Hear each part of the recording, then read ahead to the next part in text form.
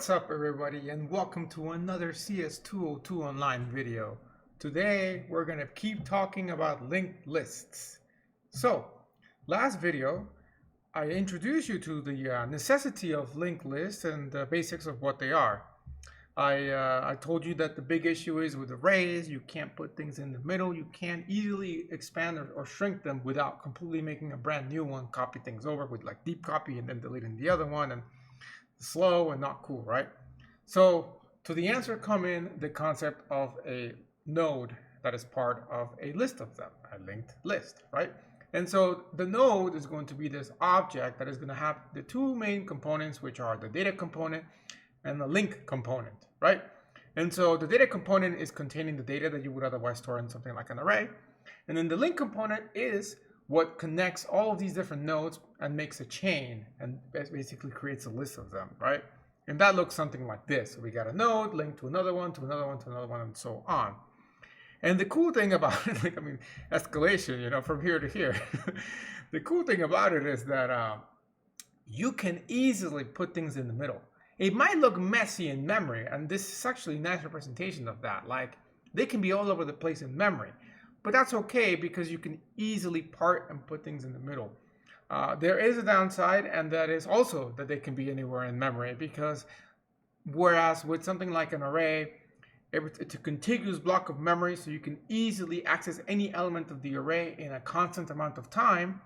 When it comes to a linked list, you have to traverse the links to get to whatever you want to be. So if you want to go to the fifth element, there's no easy shortcut like there is with arrays, which you just say, pointer arithmetic of shift 5 and then get there. Here you actually have to dereference each of the pointers, go there, dereference the next pointer, go there, and so on until you get to the fifth one. And so that's the downside of a linked list.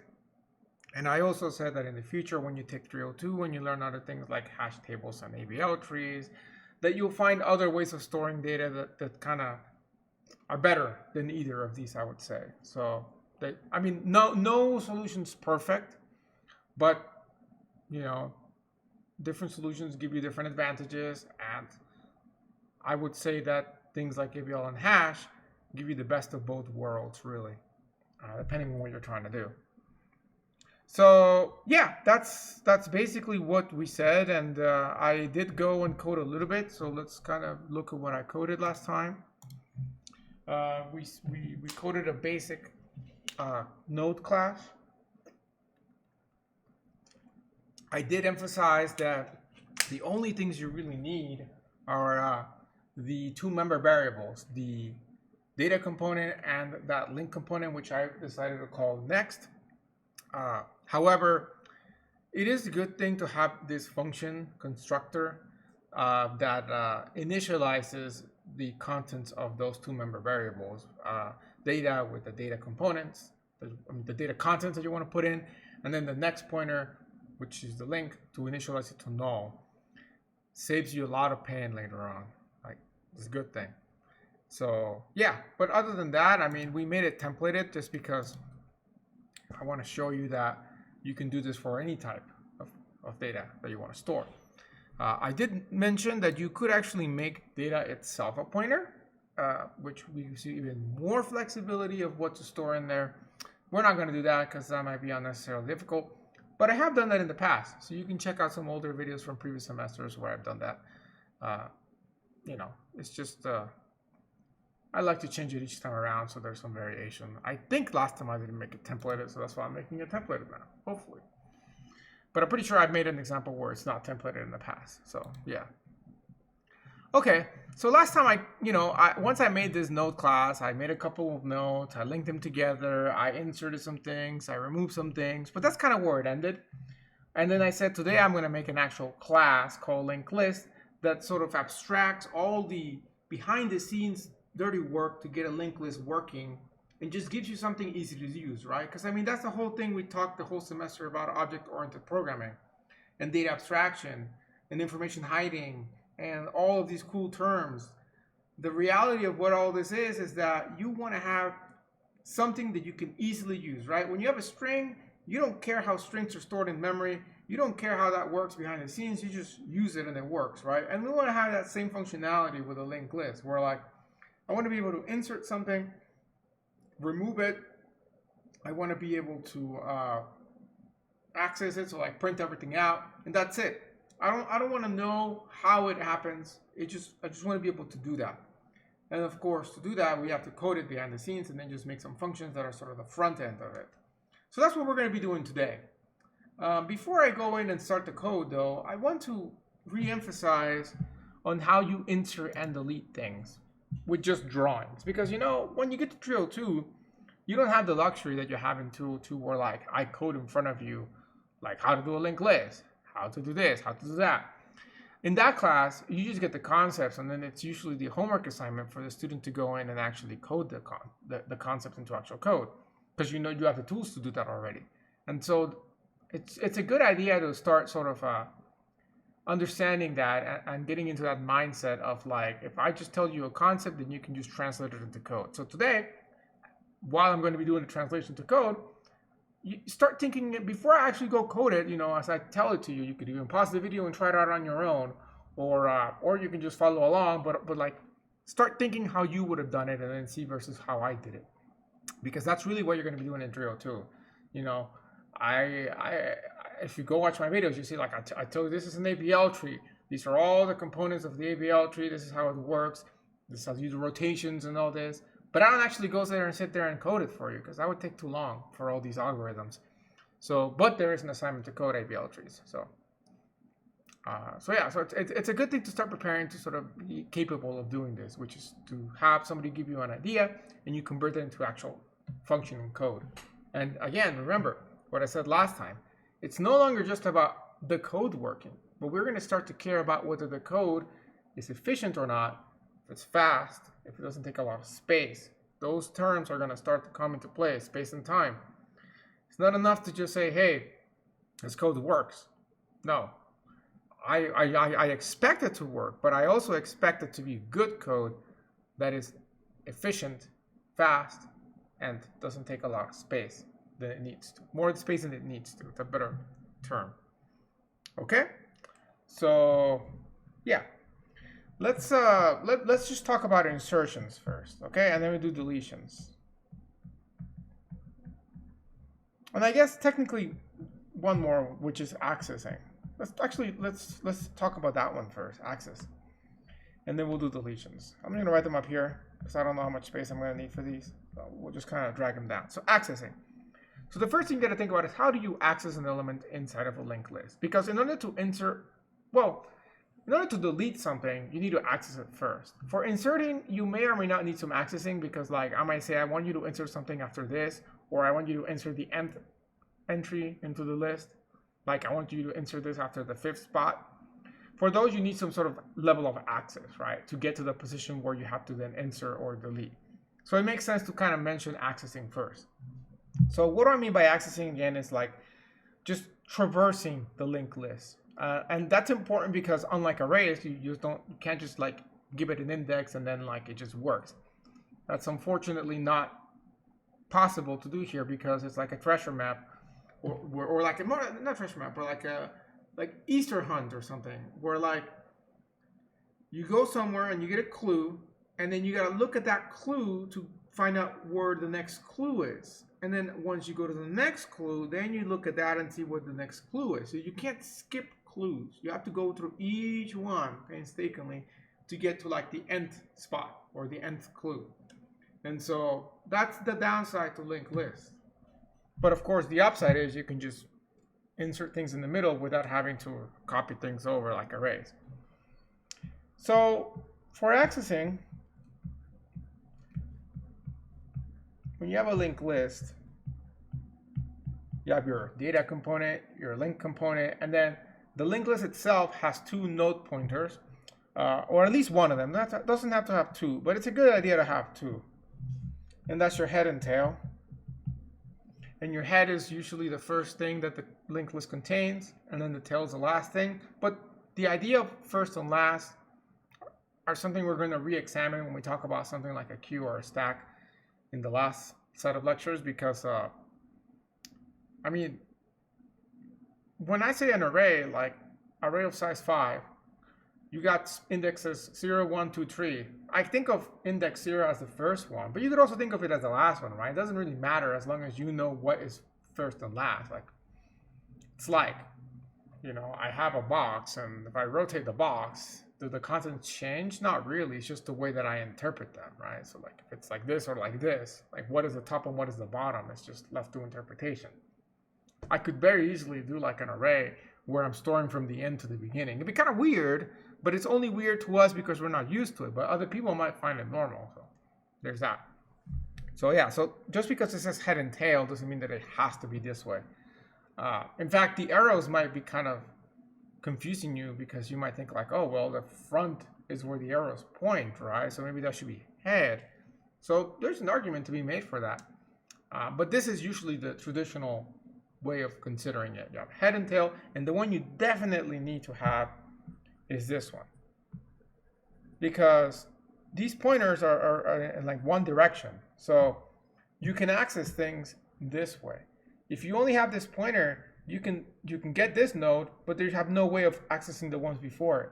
So those are lost, like memory leak. So that's why the one on this side is the one that is useful, because this one, you can use the pointers to traverse the whole thing until you get to the end, which you put a null at the end, so you know that there's no pointer after. It's not pointing anywhere else. So to access, then it's just that. You start with the head, and then you do some sort of loop, or you can do recursion too now. And then every time you want to access one more node, you just access the link component, which I'm going to refer to as the next component, because that's what I've been coding it. And so if I want to access the second component, then you just got to go with next, right? And if you got to access the third component, then you do next 2 times. So next, next, and so on. So for example, if you have a pointer, and that pointer is called PTR,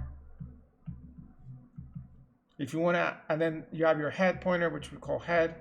If you want to access the second node, then you do this to it. And after this line of code is run, PTR is now pointing to the second node. So it's pointing right there.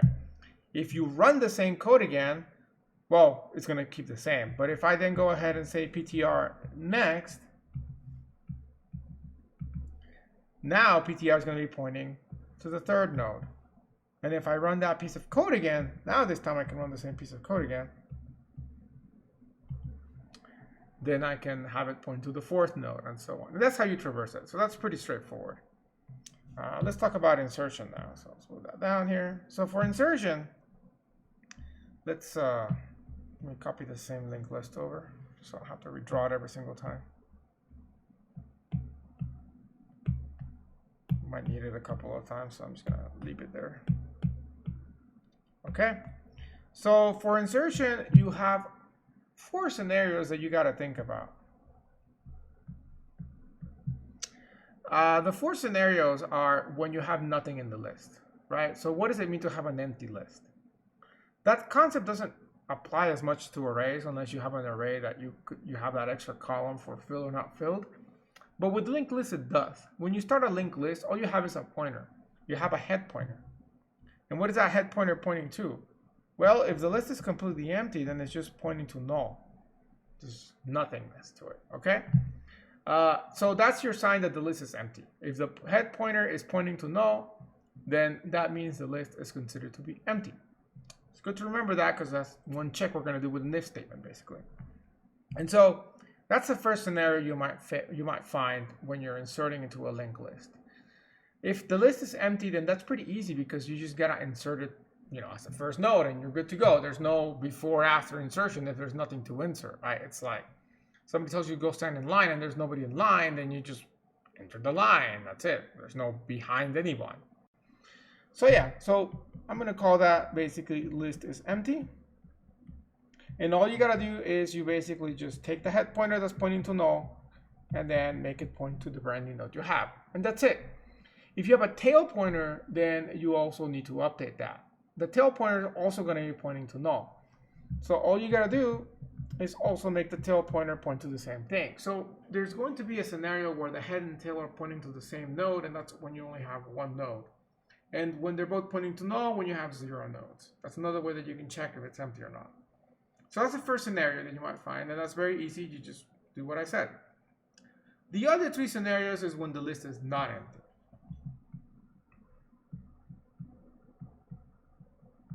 So there's one or more nodes already in the list, okay? So in that case, you could be inserting at the beginning of the current list. So that could be the first scenario.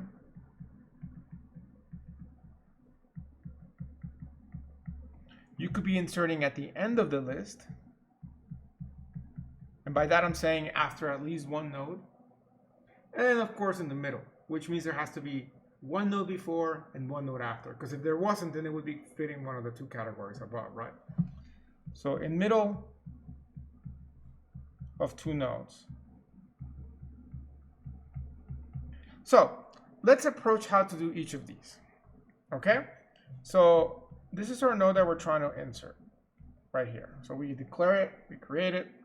And so if we want to insert it at the beginning, what I need to do to this node is I need to make it point to the first node, right? So I'm going to take this pointer from null and make it point to the first node.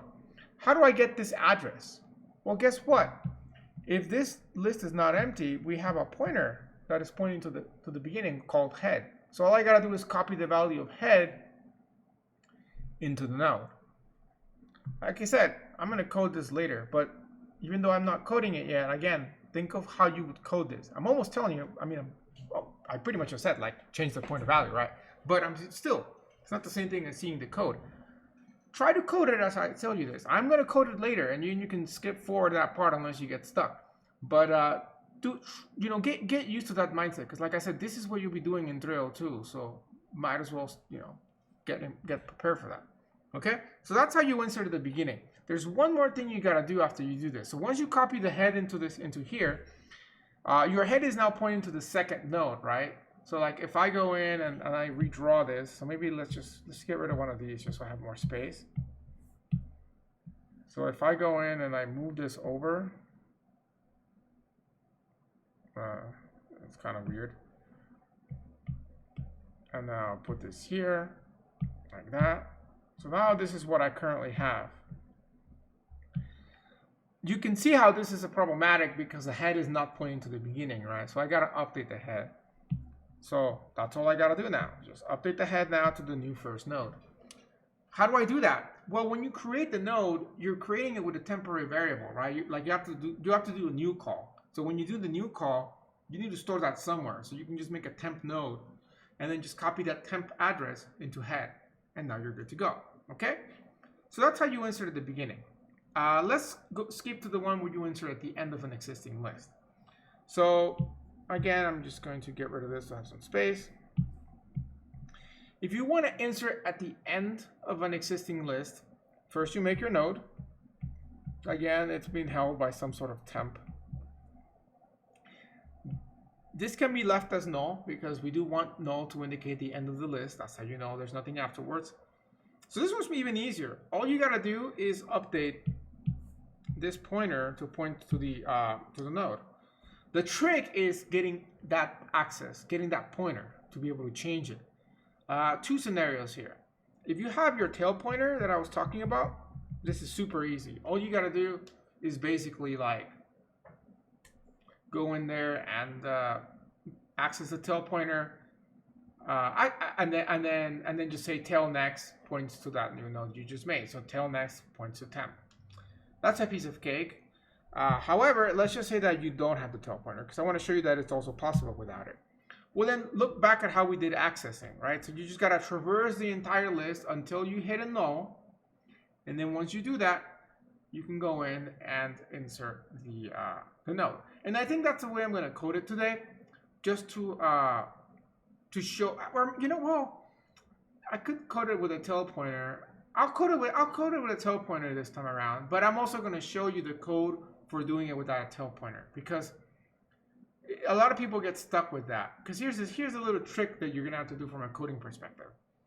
If you need to traverse the list the way that I showed you here with this PTR, at some point, PTR next is going to be null. And that's when you reach the last node. But already there, I'm assigning that to PTR right here, right? So that means that PTR is null and it's useless. So I really want to get the address of the last node and not the last node's next. So I really need to put this in an if statement and say, if this is null, then don't update this so that this is still holding the last address. So it's a little bit of a simple trick, but easy to mess up. So I'll show you that later with code. Okay, so if that doesn't really follow right now, don't worry, we'll revisit it later. Yeah. Okay. So anyways, once you have a pointer that is pointing here to this node because you've traversed successfully, let's just call it PTR, then you just make PTR next point to the temp node, which will effectively do this, and then you're set. And if you have a tail pointer, then you would have updated that. But if you don't have a tail pointer, then you don't need to update it. Okay? So that's it. That's all you got to do for that. Well, yeah, it's good to go. Okay? Let's talk about the one where you're inserting in the middle. That one's the trickiest. And I say trickiest because you have to be careful not to A, create memory leaks, or B, just break pointers and then you broke the list, right? So we have 3 nodes and we want to insert. We need to know where we're going to insert, right? So like, you know, you can make the decision based upon like if you want to insert like the 5th spot, etc., etc. How do you know that it's in the middle? Because the spot you're trying to insert has a node afterwards, which you can check by looking at the next pointer, and the spot you're looking at is not currently the head. That means that there's stuff before it. Okay? So in this case, I'm going to try to insert. And I'm going to make some space just so it's easier to show. But I want to insert right there in between these. Okay, so like I want to put it there. Okay? So the first thing I need is I need a pointer to this node. And I need a pointer to this node. So the one before and the one after. Okay? Well, actually the one before is enough. But it's nice to have 2. Right now it happens to be the head, but let's just say that it wasn't the head. Let's say that it was stuff before. Okay, I need to traverse a list and just have some PTR that is pointing there. Okay, so when I do that, go ahead and make your new node that you're about to insert, which again, let's just say has a pointer temp to it. And what I need to do is I need to be careful in the order I do these things. Okay, so first I need to copy the address of this pointer. I need to copy that here so that this now points here. Okay? To do that, I take PTR next and I copy it into temp next. Voila, good to go. After that, I need to change this pointer of PTR next to point to temp. So it does this. And once I do that, then I've done it. Okay? So the order matters. If you do it the other way around, you will lose access to it. So like if you first update, for example, so let's show you the wrong way of doing it. You have this, right? So let's say you first decide to make this link. So you say, okay, I'm going to make PTR next point to temp because I want to connect it. So you're like, okay, I've connected that. Cool. And then what happens then? You're like, okay, well now I got to update temp next here to point here. Sure, but with what pointer? You don't have a pointer. You're out of luck. You just create a memory link. So that's why I said it's nice to have a pointer to this, like some PTR2 or something. To do that, or to do it in the way that I said it, which is to make sure you first copy this over so that you link that first. So first do this link and then go ahead and do this link. Okay, so that kind of ordering matters, and it's the same issue going to be when you delete things. You have to keep track of things. Okay, so that's all there is to inserting. Those are the 4 scenarios, and I'm going to code them in a little bit. But first, let's talk about deletion.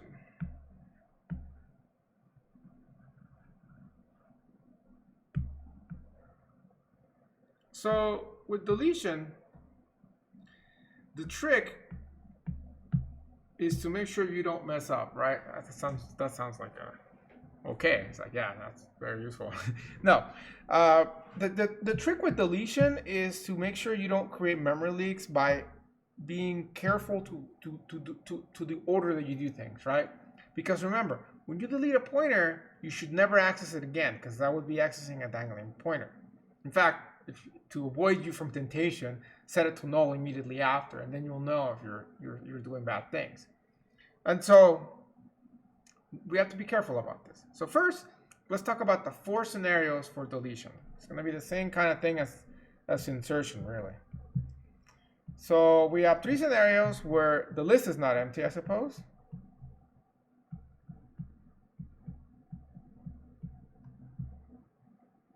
Actually, I guess technically we have 5 scenarios.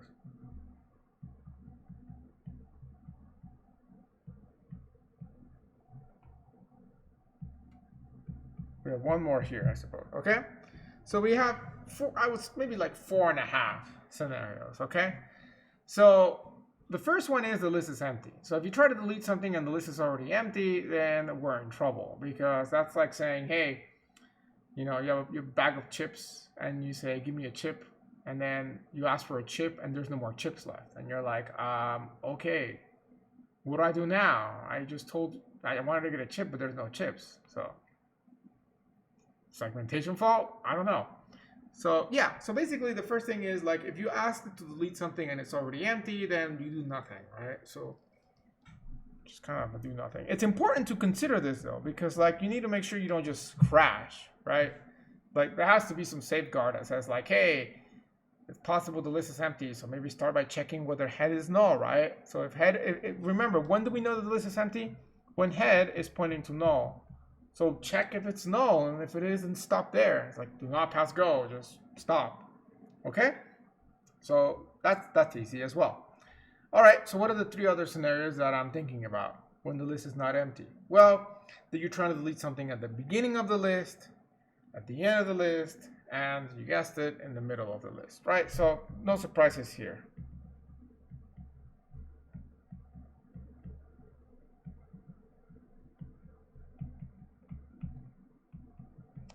And so why do I say there's like a 5th scenario?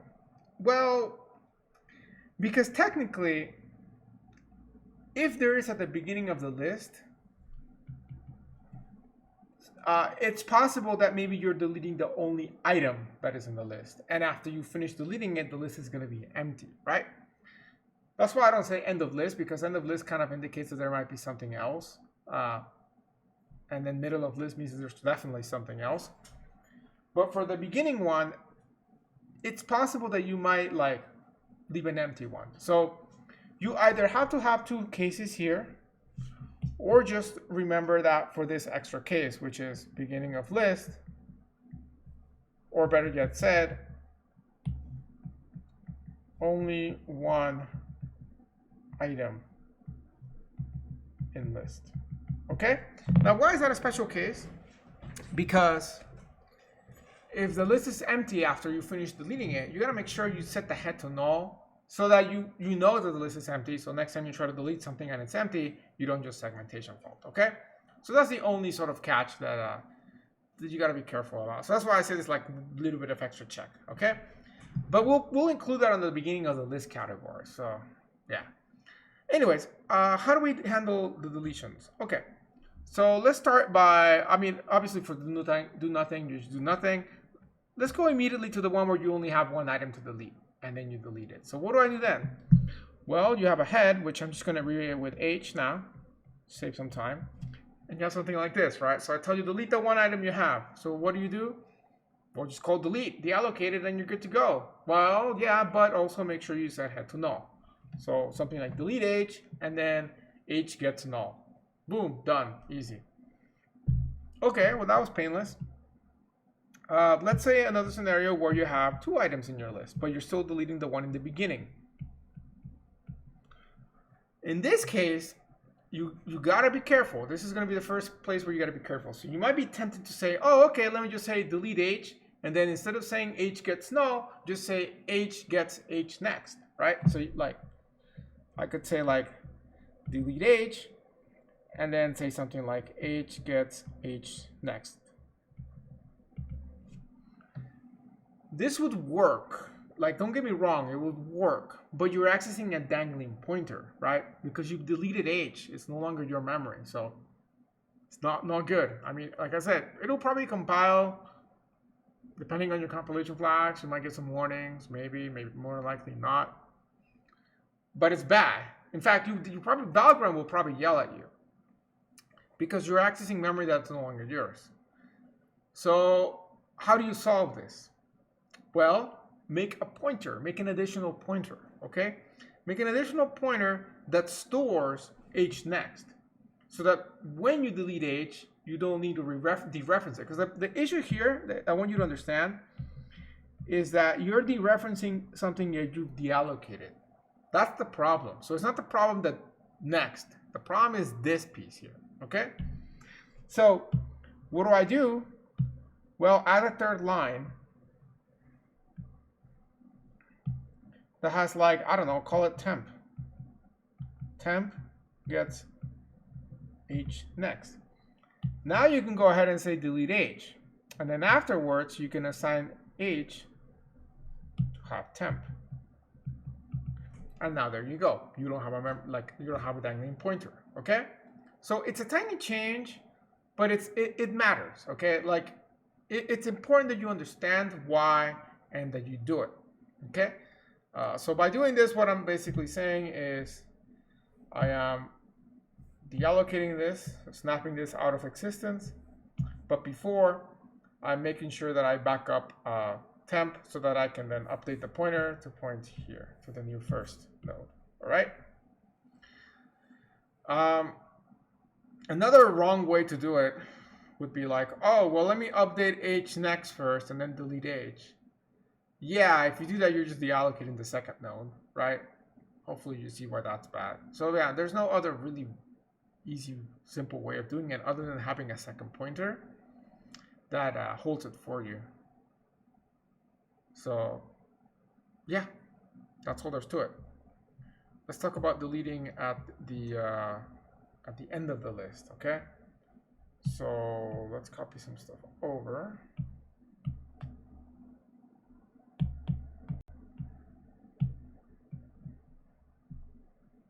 So head and this tail. All right. So if you have a tail pointer, you might think that it's easier, but it's not. That tail's useless for the deletion, because what can you do? Well, you can deallocate it, sure, bam, deallocate it, but unfortunately, you can't change this pointer to null to cut off the link, or be able to update tail to point there. So when you're deallocating or deleting, the tail pointer is pretty useless. And so this is actually, I suppose, the most expensive operation in terms of time when it comes to a linked list, which is that you have to retraverse the entire list to do this. And you might say, oh, well, why don't I just make tail point to the one before it? Call this like T2. Okay, sure. That'll help you one single time ever, and then never again, because then when you want to delete T2, you don't have a pointer to the one before it. Of course, here you only have 3, so you do. But like if you had like 10 items, then you wouldn't have the one before it. You're like, well, why don't I just put pointers to every single one of them and keep those in an array? Yeah, if you do that, then why didn't you just store this in an array in the first place? So it kind of defeats the purpose. So yeah, it's useless to have a bunch of pointers everywhere. You're not gonna save much time. Again, you might say, well, if I keep one at least in the middle of the list, I'll cut my time by half. Sure, but as you will learn in asymptotic complexity in 302, those are constant variables that don't make a difference, like times 2, times 3. They're insignificant when you're dealing with things like exponents. Like if you have something that is parabolic in growth or exponential in growth, whether it's times 2 or times 3 is insignificant. Even for something exponential, like if you have something that grows x squared versus like 2 to the x, 2 to the x times x squared, this is insignificant now because this grows so much faster than that. And in both of these cases, having something like a 2 like that is really like insignificant as well in the long term of things. So yeah, looking forward to learning that. It's pretty cool stuff. Okay, so we know that's not going to work. So what do we got to do? We got to traverse the list to the one before we want to delete. So in this case, make a pointer, ptr next, and then just keep updating it until you get to the second to last. Okay, the second to last part is what, again, people seem to struggle with. And why is that? Because you have a little loop, and then when you hit null, you're like, oh, I'm at the end of the list. Yeah, but you should have stopped one before the end. So you have to have a little if statement and do a little. It's simple logic once you see the answer, but the first time you ever do it, it's a little tricky. It's like the first time you're learning stuff, it's tricky. But once you learn it, you just look back and you're like, wow, that was easy. Well, yeah, it's easy now because you kind of defeated the challenge, right? It's like you beat the game now. Now it's easier. So yeah, unless it's Dark Souls, and that's never easy. But yeah. So in this case, now that you have a pointer to the one before it, then it becomes super easy to delete. All you gotta do is just basically call delete on ptr next, which will deallocate the node, and then just set ptr next to null. And that will basically set this to null. And it's gone. So yeah, if you have a tail pointer, then you can always just update tail gets ptr, or not. And that also updates the tail if you have one, and so on. So pretty easy. Like I said, the tricky part is just getting a pointer to that node by traversing it. Okay, finally the middle one. So again, the middle ones are tricky just because you have to manipulate more pointers. So let's say we want to delete this one, okay? So again, the first step is going to be to, come on dog, don't be toxic. Sorry. The first step is going to be to traverse the list and get a pointer here to the one before the one you want to delete, okay? What are you doing? So she sits behind me, so she's always there and you just don't see her. But yeah, get a pointer to the node before the one you want to delete.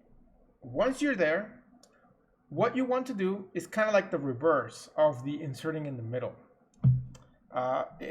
When you were inserting, what you wanted to do was, you make your node, and then you make this point here, and then you update this to point there, right?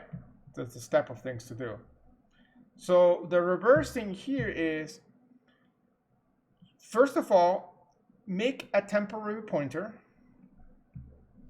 call it temp, and make it point to ptr next, right? What does ptr next contain? If ptr is the one before it, ptr next is going to point to that, right? So update that. Okay, cool. So now temp is going to be basically pointing to the node that you are looking to delete, all right? So just save that, kind of like leave that hanging for a while, all right? Now that you've done that, you can start to update the linked list to sort of skip over that. And by that, I'm saying what I want to do is I want to make a pointer that points there, okay? So I want to update ptr next to point to this node here. What is that node located? There's two ways to access it. One of them is to say ptr next, next, or you could also say temp next. Why are these two the same? Pause the video, think about it, unpause it when you want to know the answer. Okay. Or just, you already know, you don't have to pause it, right? But here's the thing. The reason why is because ptr next is what we stored in temp, right? So ptr next gets you to this node. So this gets you to this node. And then the next of that gets you to this node afterwards. So which is what you want this to point to. You want this to point there. However, temp is already pointing here, so temp next also gets you there. So that's why these two are identical. Either one will get you the job done. Now that you've done that, you have your linked list correctly connected and you sort of separated that node that you want to get rid of. So now you can go ahead and just throw it away by using delete.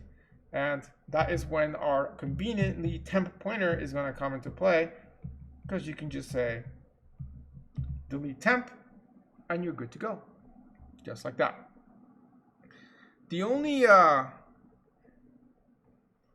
the only thing you gotta be careful about is like, imagine you didn't want to use temp and you're again trying to be tricky.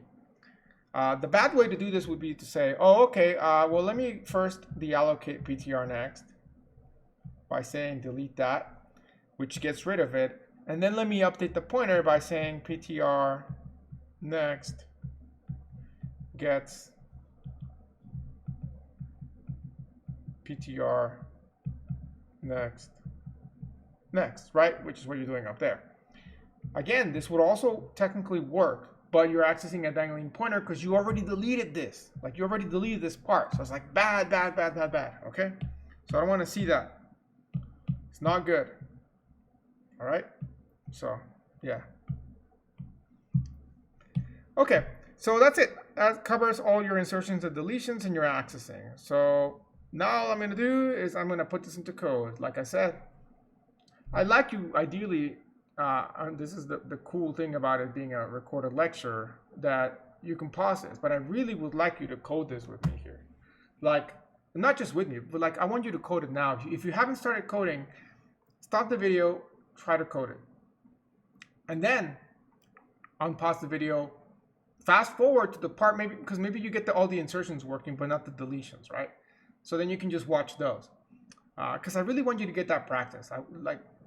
Practice converting this into code. And I already went way too far. Like I gave you all these kind of beautiful code-looking lines, so you almost have the full answer.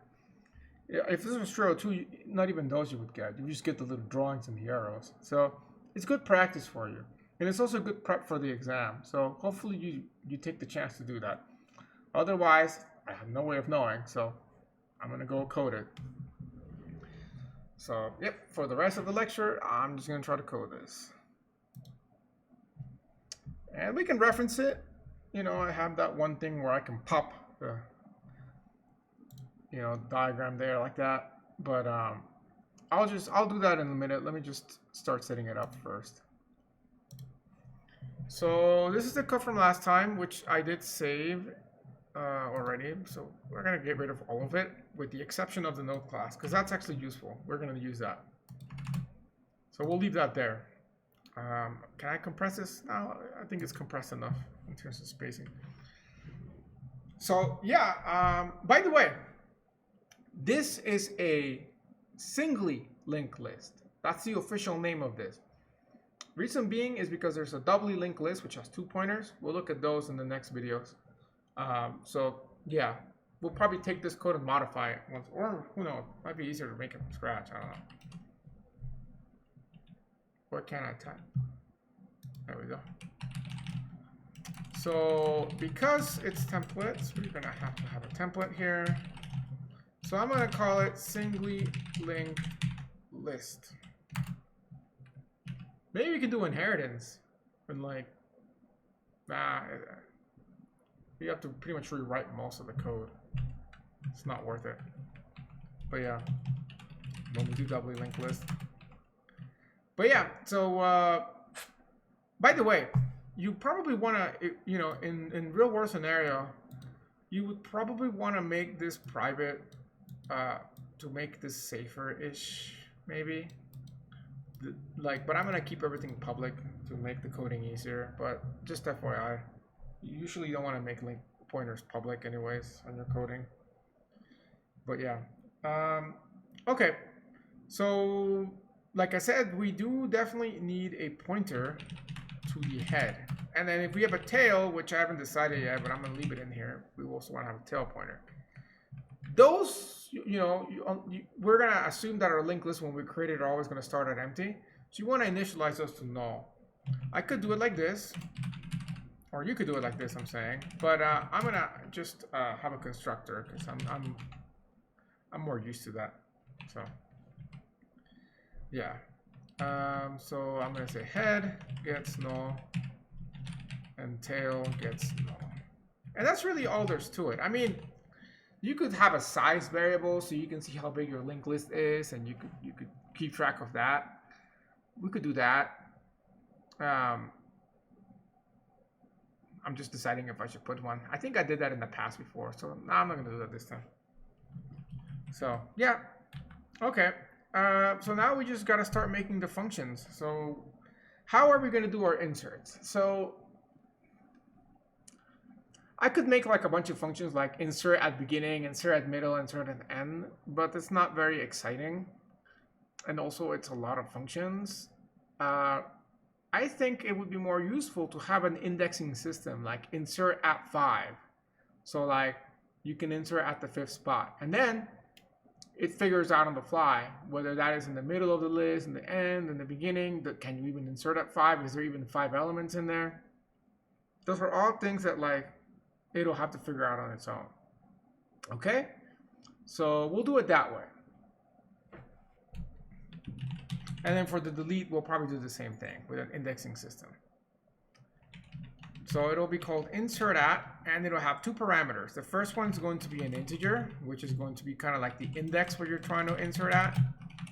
And the second thing is going to be the data point, which we will conveniently call D with the template variable, so that it works for whatever you're feeding in.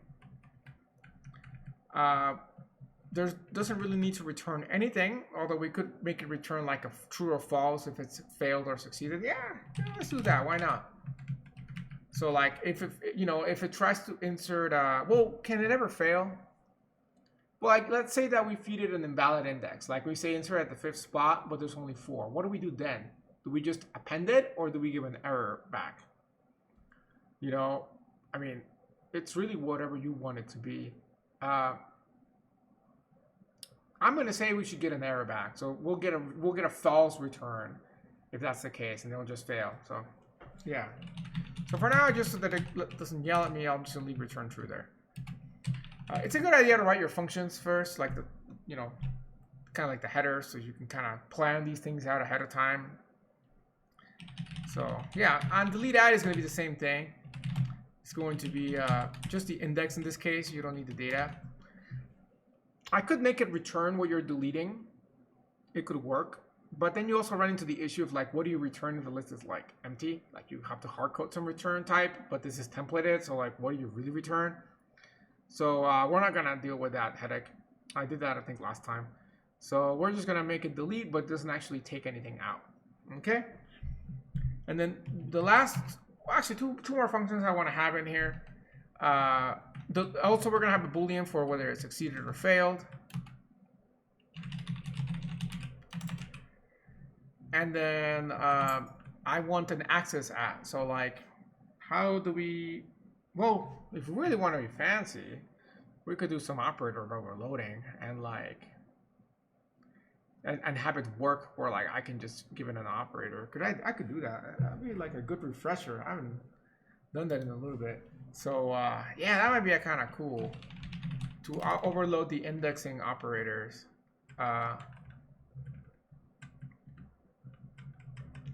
To basically access it.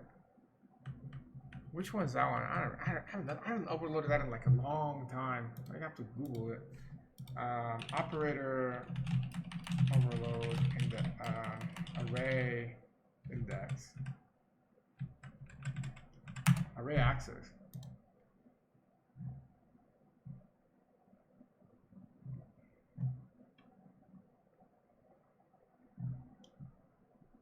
Oh, so it is the square one. So why isn't it showing up here?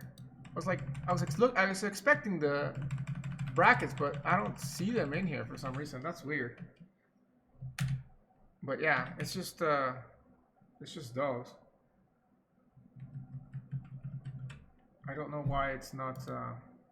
It wasn't like seeing them. But okay. So in this case, this is going to return the type. So T.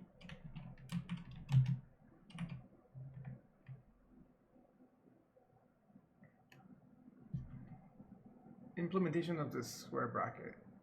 Oof. I don't know if this is gonna work. I've done this in a while. Maybe it'll work. Maybe it won't.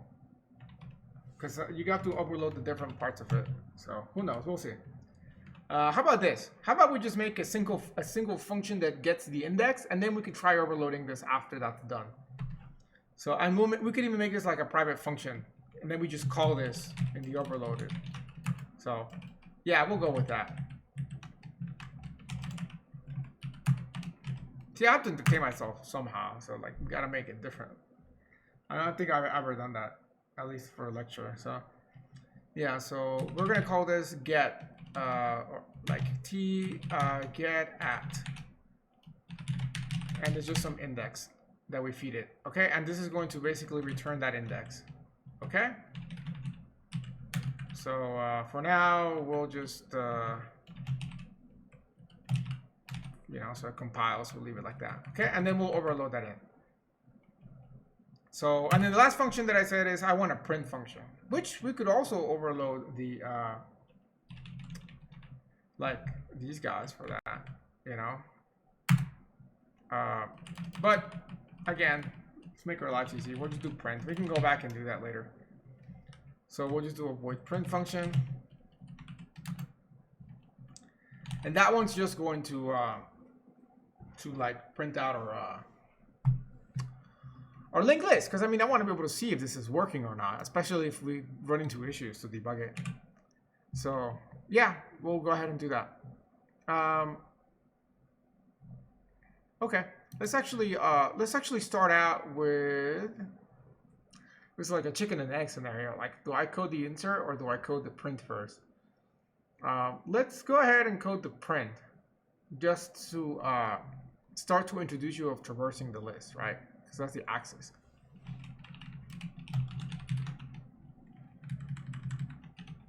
Singly linked list templates.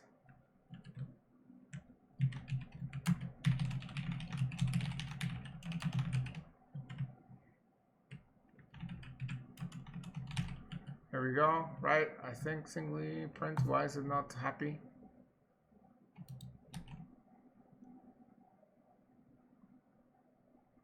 May not be redeclared. Okay, sure, whatever. It's probably just because it's missing those. Okay, so actually, let's just compile it. Let's see if this thing will compile as is. Expected identifier for null. Singly linked list. Oh, this is a colon, not a comma.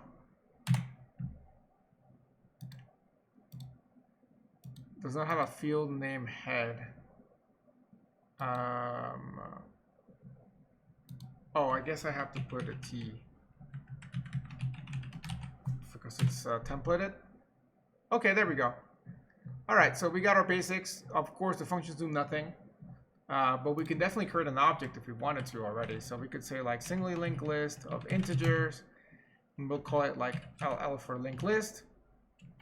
And then I can even call LL print.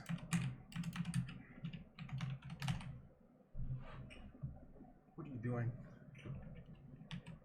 Okay, so, oh, semicolon. All right, and so it works. It doesn't do anything right now. But yeah. She's like pushing me for some reason. Okay, she used to be nice, but like the last 2 days, she's moved a lot. Like, look at that. Like, what is happening? Okay. She doesn't want to. I'm not like holding her hostage or anything. Don't call PETA on me. She can run if she wants and jump off. Okay, so yeah, so. I mean, I know that right now there's nothing on our linked list, so let's artificially insert some things just so that you can see the print working, okay? So you wouldn't normally do this, but I'm going to do this just to show you that the printing will work before we actually get the insert working. So I'm going to say LL head is going to get a new node, integer node that's going to contain a 1. And then NL heads next is going to have another new node, integer that's going to contain a 2. These don't have to be numerical, by the way, like increasing order. I'm just doing that. Just makes it easy to keep track of things are right. But yeah, okay. So now we actually have stuff in our linked list. The tail is not pointing anywhere right now, but that's okay. All right, so now when we actually code the linked list, we'll actually get to see something happen. So to print out the linked list, you basically just want to have a loop, right? And then that loop is just going to basically, you're going to traverse every single node, and each time you visit it, you print it, and then you go to the next one. So you need a pointer to keep track of where you are in the list. You could use head, but then you would be changing head forever, so you would lose like access forever, right? So like if you think about like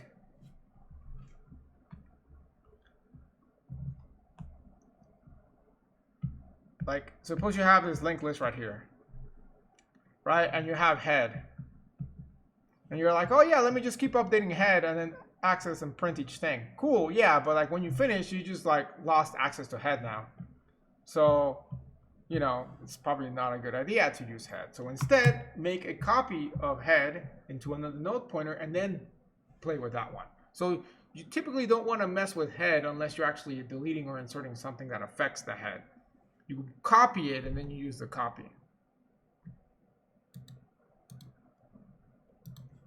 So let's make the pointer. We're just gonna call it current. I love using current, like CURR. I don't know. I that's how I learned it, so I always use that. So you're gonna see that CURR all over the place. Again, it's always a good idea to initialize your pointer, so you could either set it to null, or what I'm gonna do is I'm gonna set it already to head, so it's ready to go, pointing to the beginning. Okay, so now all I have to do is say while cur is not equal to null. That's when I know when to stop, when I reach a null pointer, because that means that there's nothing else to print. This could also be like if the list is empty from the start, this loop will never enter because it's already pointing to null, right? So that way I don't crash. All right, so now what do I do for each one? Just call cout and say cur data, right? Because data is what is contained of the actual data, not the next pointer, but the data pointer. So just print out that contents and then go to the next item. So how do you go to the next item? Well, you can just say cur gets cur next. Okay? That's the most basic way of traversing a linked list. There's no simpler piece of code that you could do this with. I mean, you could do this with recursion, and there might be a good idea to play around with this and do like a recursive print function later on. Maybe we'll do one for printing it backwards. Yeah, we'll do that for the backwards one. So like we'll make a function called print backwards. Let me actually write it down here so I don't forget it.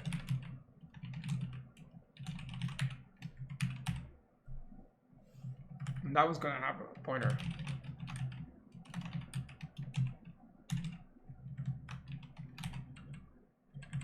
Okay, so yeah, we'll do that later.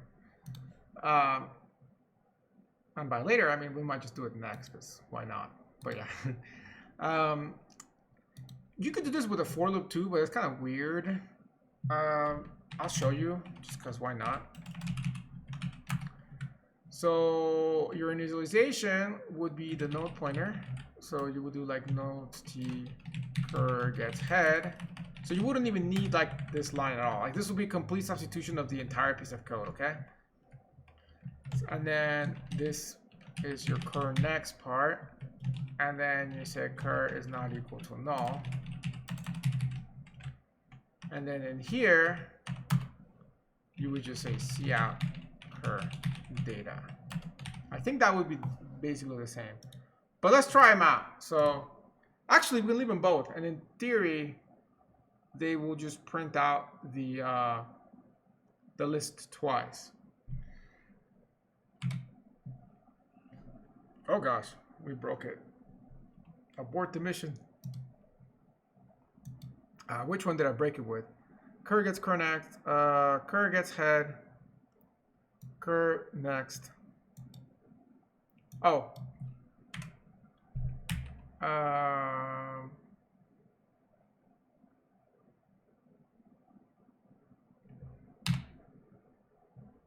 No. Cur. It's probably this one that's doing it, but actually here, let's comment this one out to see. Oh, oh wait, no, because when I make the notes, I set them to null. So this shouldn't have problems where like this isn't set to null, and it seems to be looping on the one.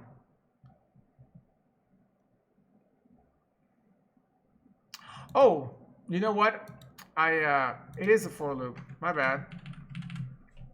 Think about like a for loop, how you do it. So you say like for int I is equal to 0, I is less than 5, I plus plus, right? So like This is your initialization.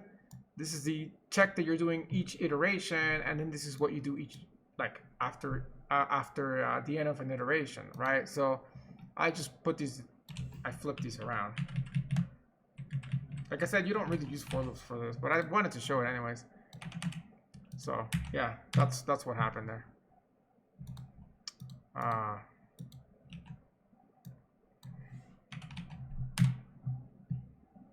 There we go. Okay, so did we get? We only got. I think we only got the first one printed.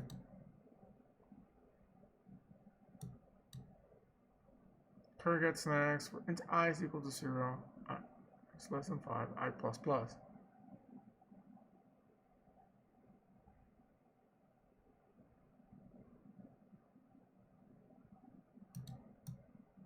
Okay, the for loop is throwing me out, but let's leave that away for a minute. I want to make sure that this stuff is okay.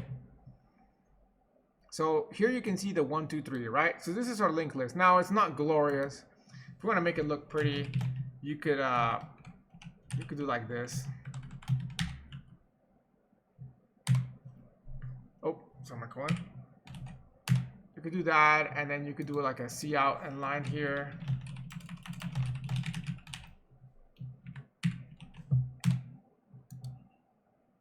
And I mean, that looks better already. It looks more like a linked list, 1, 2, 3, right? Obviously the arrow here is kind of like an imaginary null. If you want to add like a little symbol for null, you can. You can do like a what's maybe like a dot. Oh, yeah, that works. I mean, you could use some look up like Unicode or something to make it like an actual dot, but I don't remember it. So yeah, that looks nice. Now let's go look and see what's up with this for loop. So what is up for loop, like for real? First, let's throw that in there as well. So for node cur gets head, each one you get cur next, yeah. And then the check to stop it is this one, right? So like when you're doing a for loop,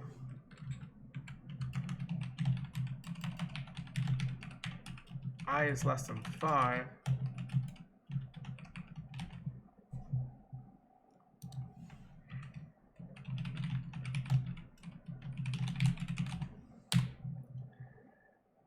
Okay.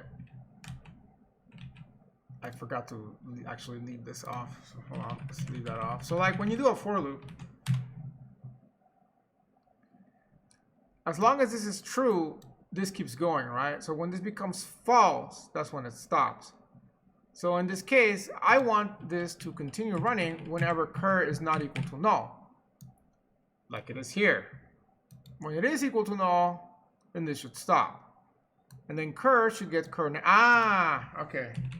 Cur should get cur next to it. That's what I'm missing. The assignment. Yep. Makes me question for loops for a minute there. So now we should be okay. Yep. So I forgot to actually assign the updated pointer. So it's always being stuck at 1. Makes sense now. I should have run it a debugger. Figure it out faster that way. But whatever. Other than this, I guess if I wanted to make them equal, you know, you can add in the C out at the end of that too. So yeah, this is how you would do it with a while loop, which is how you normally do it. And if you really want to be weird and fancy, you can use a for loop there. Okay? I'll leave this commented out. Anyways, now that we know that the print works, we can get rid of this code. Actually, leave it in for one more second, because now let's try to do the recursive print. So this one.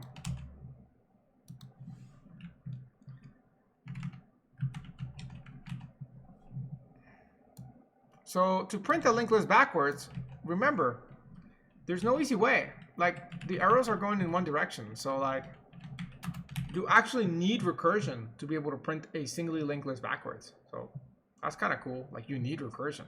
Ooh. So the more recursion practice you get, the better. So that's why I want to throw this in here. So let's go for it. So remember, the three things of recursion are going to be your base case, your recursive case, and something to get you closer to your goal, right? So in this case, your base case is going to be that you get to null, right? So whenever you hit null, you are done. So basically, if cur is equal to null, then you are done. So just return, right? So that's your base case. Otherwise, your recursive case is going to be to call the function again, but pass the next item that you gotta go to print, right? So that's your recursive case. And finally, what you need to do to get close to your goal is to do the cout. So you can print that out. Now, if I want to get the little dot and end line at the end of this, that has to happen all the way at the end. All right, we'll let that be for a minute because probably have to do that here. Well, we're printing it backwards. So I guess I should print the arrows the other way. Right? So like it feels backwards, maybe. And then the dot would be all the way to the left. So that would be the first thing that you print. So I guess here, in addition to doing a return, I would see out, I guess, a dot, maybe, and an arrow. I don't know, we'll figure out if we need that arrow or not. Okay? So yeah, let's run it and see if it works. What do I pass as a parameter here? We'll pass a head so that it knows like it has a starting point. And so each time it iterates, or not iterates, but recurses, I guess, it's going to basically check whether it's null. If it's not, then it's going to call again. Because what do you want to do? You want to go to the end of the list first. So it's going to keep going all the way until it gets to the end of the list. Okay? Once it gets to the end of the list, then this is going to be null. So now it's going to print the dot, and it's going to print the arrow, and then it's going to come back to the previous call. So the next thing it's going to print is going to be the piece of data, and then more arrows. And it's going to go all the way until it gets to the end, and then it's going to print out that extra arrow at the end, which I'm not a fan of. How do I not print that extra arrow at the end? I guess what I can do is I can put the arrow to be printed before the text. Like that.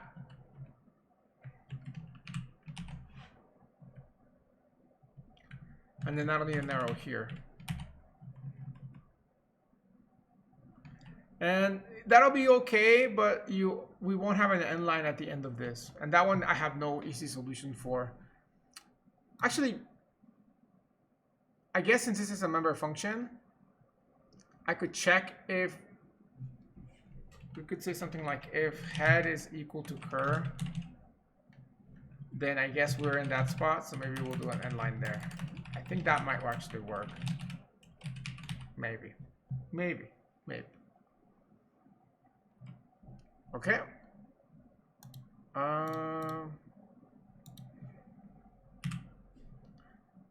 Put that there, and then oh, am I not missing like singly linked list here?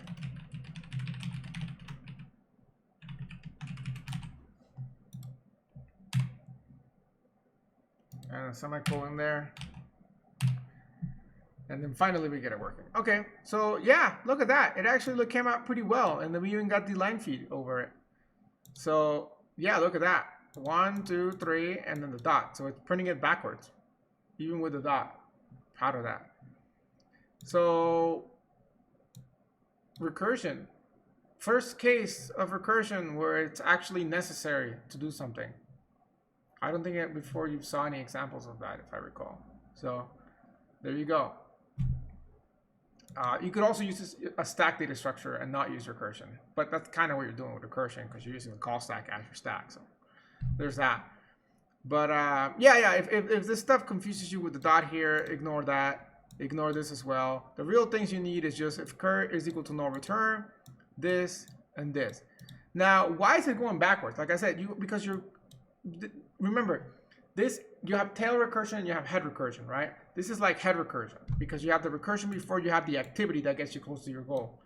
And so it's going all the way to the end of the list, and then on the way out of the recursion, you're printing each element out. That's how you actually get it backwards. If I flip these two lines, so if I flip this line by putting it here, then it wouldn't be backwards. It'll be actually like forwards. And of course, the arrows are backwards and the dots, everything's scuffed. But basically, you know, the numbers are in order now. So that's the difference between head and tail recursion. Okay? So, yeah, there is your print successfully working.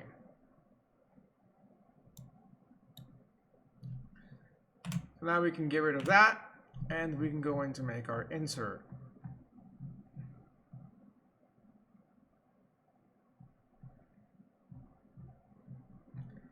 We're going to make our insert. Let's also do it outside. So take this, copy it, and then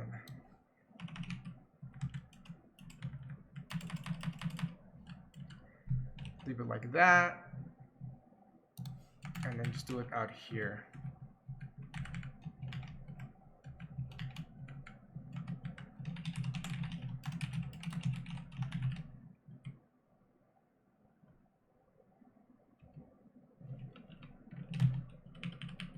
Wait, now leave.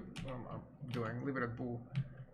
And yeah, okay. So we got the 4 cases that we got to do, and then we'll be good to go. So I am noticing the time. We're almost at the 1 hour and 15-minute mark. So I could cut off the video and just start recording a new one. I'm just gonna keep it all in one video and just record further. But if you're good for the week, then you can just stop it now and then keep watching next week. Okay? That way we just make it one big video.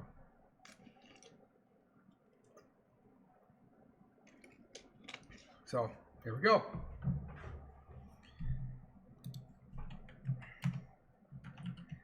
So the first thing you got to do when you're inserting at a certain index is you got to go to that index, right? So you need to go to that spot and get that pointer back. And it's going to be the same thing you're going to have to do with the delete at. So it makes sense to actually make a function that returns you that pointer. Like that's actually something that would be very useful for us, like to get that pointer back. Because then we don't have to copy paste this into multiple places. And we can leave that function tell us whether like it actually exists or not, that index. So, however, if I make a function that gets us that pointer, remember, we need that pointer plus the one before it. So I actually would want to have a function that gets me both the pointer and the one before it. That would be much better. The one after doesn't matter. And then we can see if the one before it is null, that means that it's like the beginning of the list. So yeah, I'm going to do that. It just makes life easy. So we already have a function called getAt. We might as well just modify this function into returning a pointer. Or actually, because we want 2 pointers back, we need to make it a, we can just make it instead of the parameters. So we'll call this getPTR. We have repurposed this function, basically, of that index. And so we're going to get previous and previous 2. And both of these are going to be node pointers.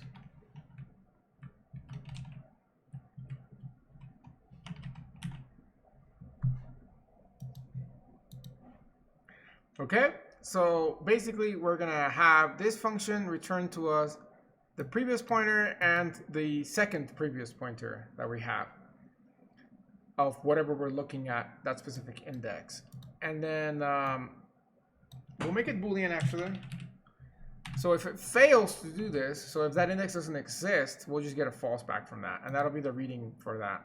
Okay? So the first thing we're going to do is let's just see if that index exists. So let's make a counter. start at 0.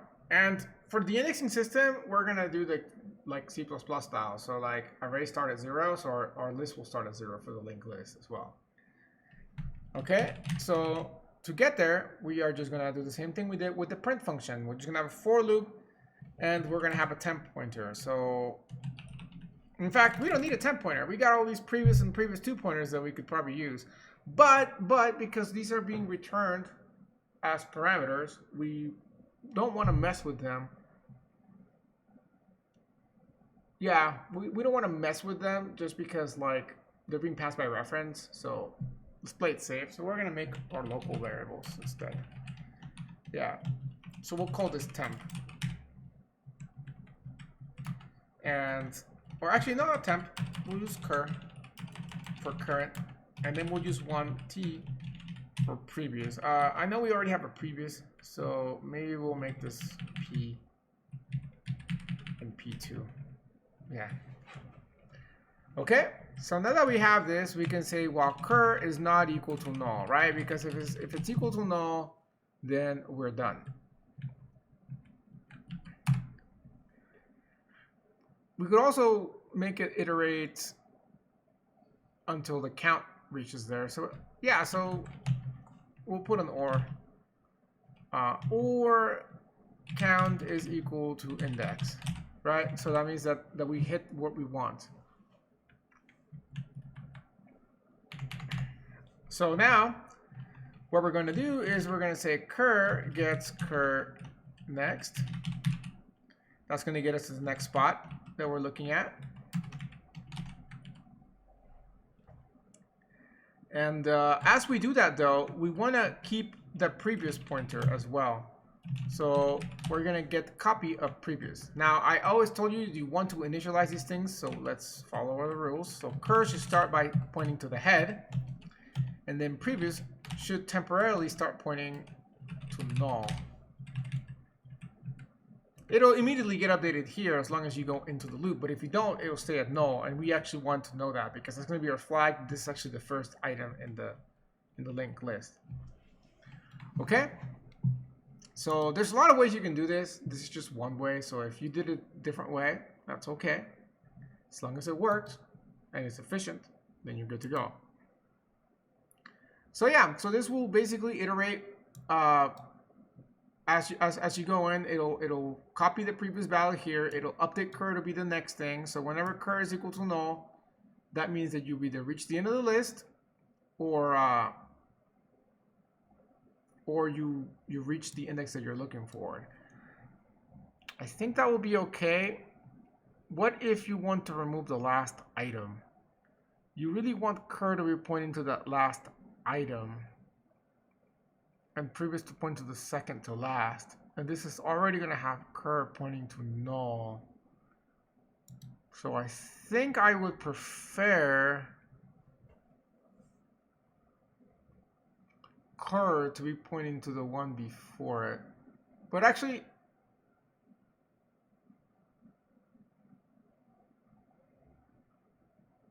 no, this is fine, because if we hit this, that's actually a problem, because that means that we didn't reach the index.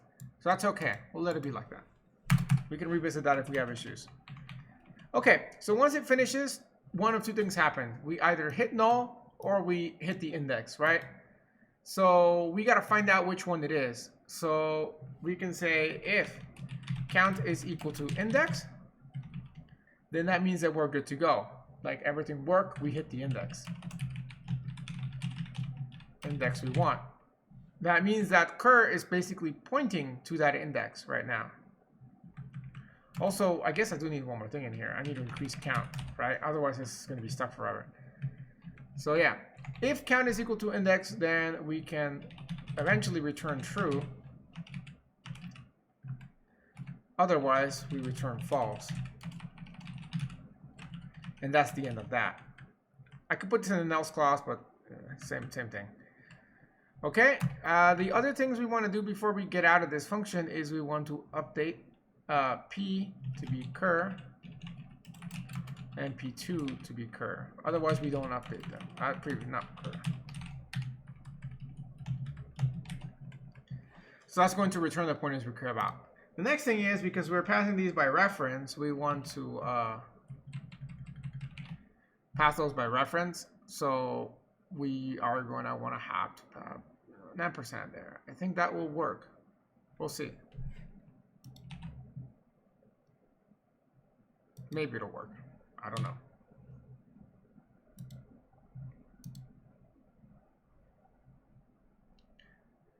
Well, oh, space there, shouldn't be there. Semicolon there.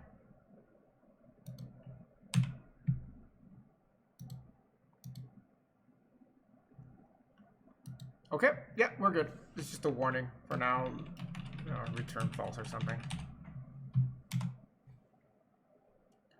Okay, so now that we have this, all we need to do from this function of the insert at is call the function we just made. Let's make sure that the function we made works. So this get ptr. So darn, I already deleted the my pointers that I had. Shame. I'll have to make them really fast again.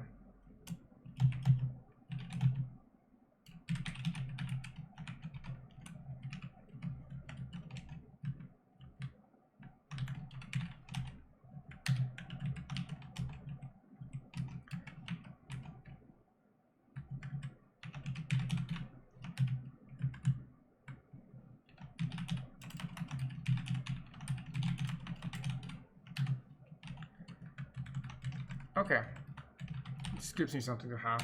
So let me just make sure that it prints. Yep. Okay. I don't really need to print it backwards now, so we can comment that one out. Okay. So let's just say that I want to get back the pointer to 2. All right. So I would say, oh, is it private right now? Let's just make it public so I can test it.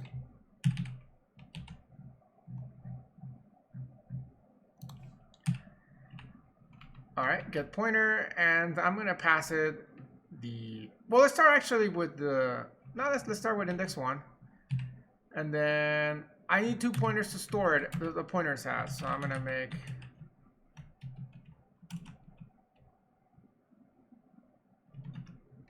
T1 and T2.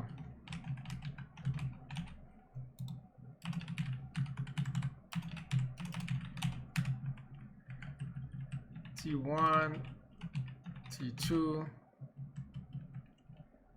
and I guess technically,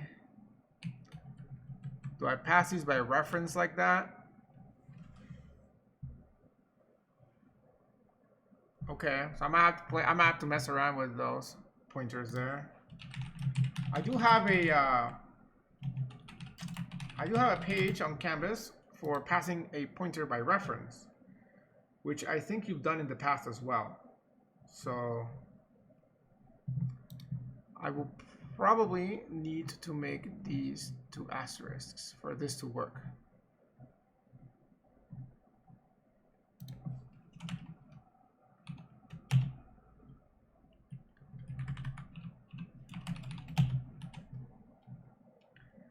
And then I will probably then need to put these like that. And then, yep, I think this will work like this. Let's see out to compare. I'm going to see out T1, and then I'm going to see out also what it's pointing to. So that would be previous. So that means that would be the, or current, so that should be the same as this. And then similarly, T2 should be the equivalent to head, to just head, because it's the previous one. That's how I'll know if this worked. Let's put some spaces. Makes it easier to see what is happening there.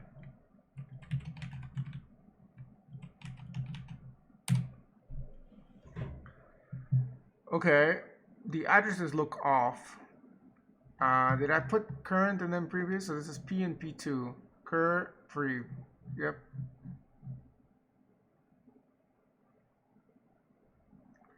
This address looks completely off. Yeah, the addresses look really... I mean, this address actually is almost the same as this address. I passed index 1. So index 1 is the second item. Let's try passing index 0. What happens if I pass index 0? Ooh, if I pass index 0, then yeah, I should just call this.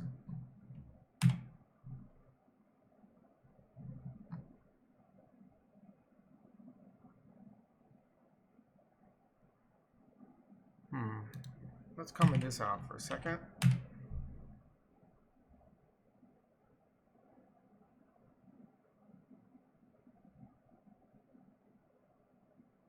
Okay, the addresses are not getting updated, it seems.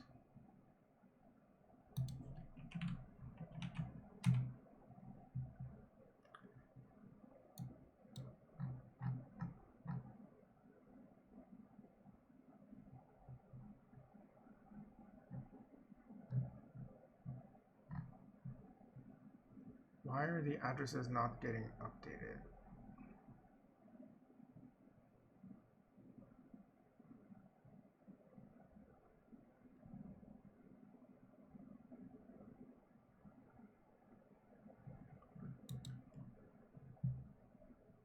Let's run it with the debugger and find out what is happening.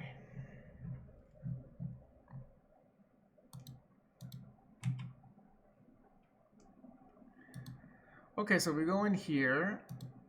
Count is equal to 0. We got cur and prev equal to null. While cur is not equal to null, or count is equal to, or count is not equal to index. That's probably the reason why.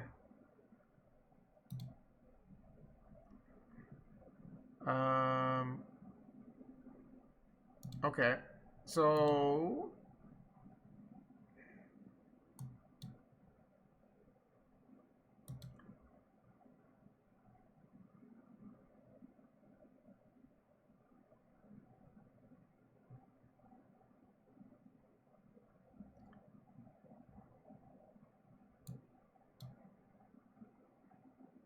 I guess maybe I should switch this to an AND. That way it cancels out on either or. Okay? That will prevent that. I had a segmentation fault, so that's why.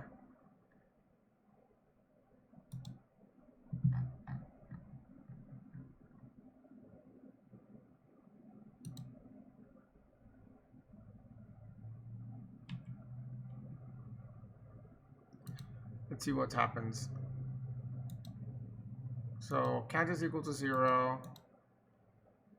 So count currently cur has the right value. So now cur is not equal to null. So cur is not equal to null, and count's not equal to index. Good. Okay, so kicked out. Now count is equal to index. Good. And now we have p and cur. So let's see if p gets the right value.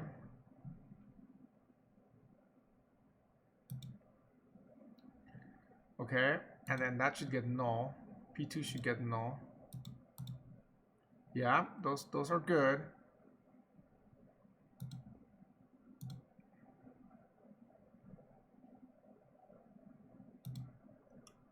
Okay, that all has the right address. So yeah, I think it's all working.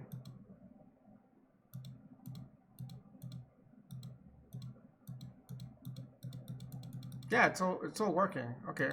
Why did it crash?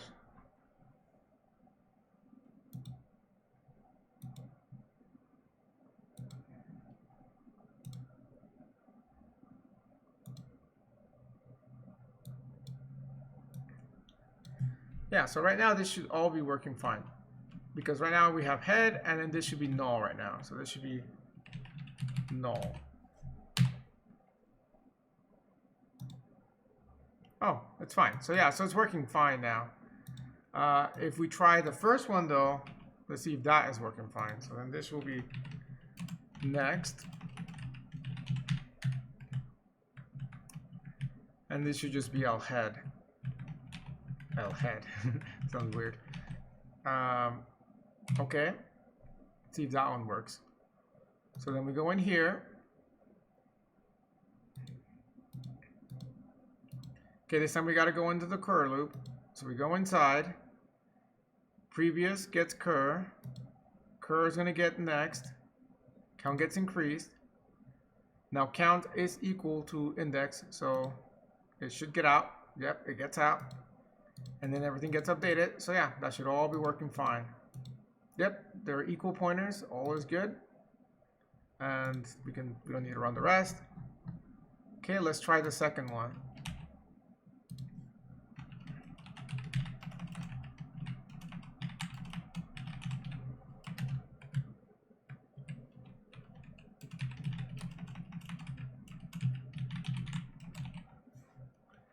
Let's just run this one without debugger. See if it just works.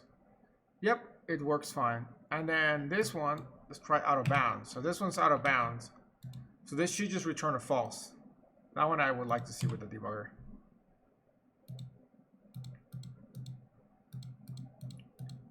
All right. All right. Okay, now I should kick it out. Index and count should not be equal. Oh, darn it, they are equal. Ooh, okay. That's a tiny bug that I can see there.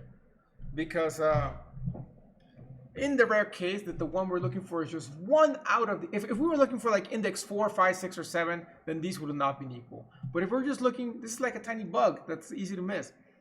If we're just looking for the one that's 1 plus what is the current size, then it doesn't catch it. So for that, we need to add modify the if statement here.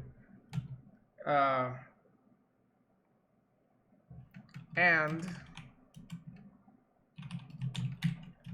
cur is not equal to null. How about that? I think that will take care of it.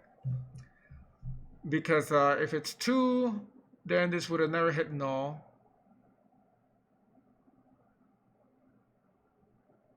And if it's 3, and this did hit null. Yeah, so I think this would be okay now.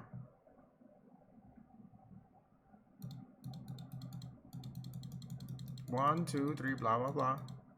Yep, and then it returns false. Let's just make sure that we didn't break the one before it, where it was 2.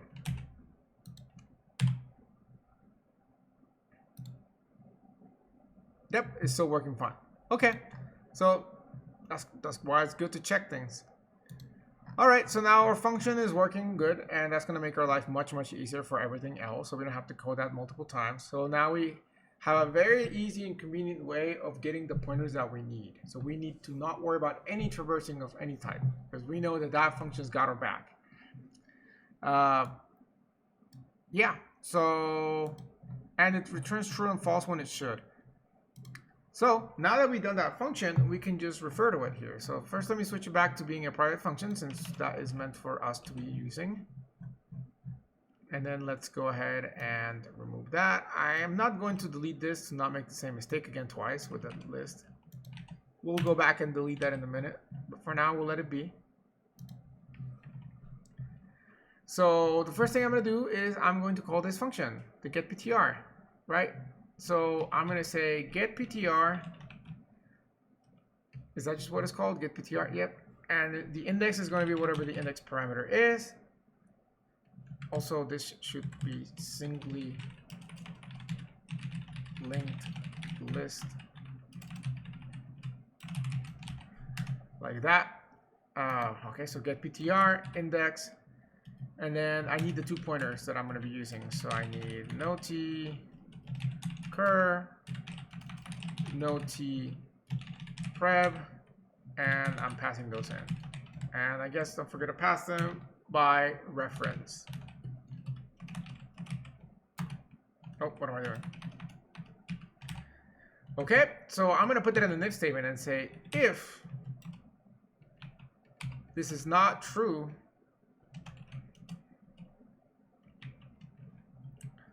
then I'm just going to return false and be done with it, right? So if this function returns false, then I want to just literally like back out, because it means I can't insert. So I failed to insert. So this will return false. Otherwise, if I'm still here, then that means it didn't fail. And I got the pointers to where I want them to be. So now I can start inserting. Okay? So let's have our 4 cases. So the 4 cases for insert. Okay? So case 1, if you recall, is when there is nothing in the list. Oh, that's a good point, actually. What do we get back? We have index 0. So when we get the get pointer at function, what happens if we call it with 0? Oh, well, we just get the head pointer. That's cool. And yeah, that works fine. This doesn't go in here. Oh, ooh, but head is, ooh. Okay, so that could be an issue with our function. If we call index 0, technically our function will return false because it doesn't exist. But that doesn't mean that it's not good. So we might want to check, we might want to add an extra if statement for that.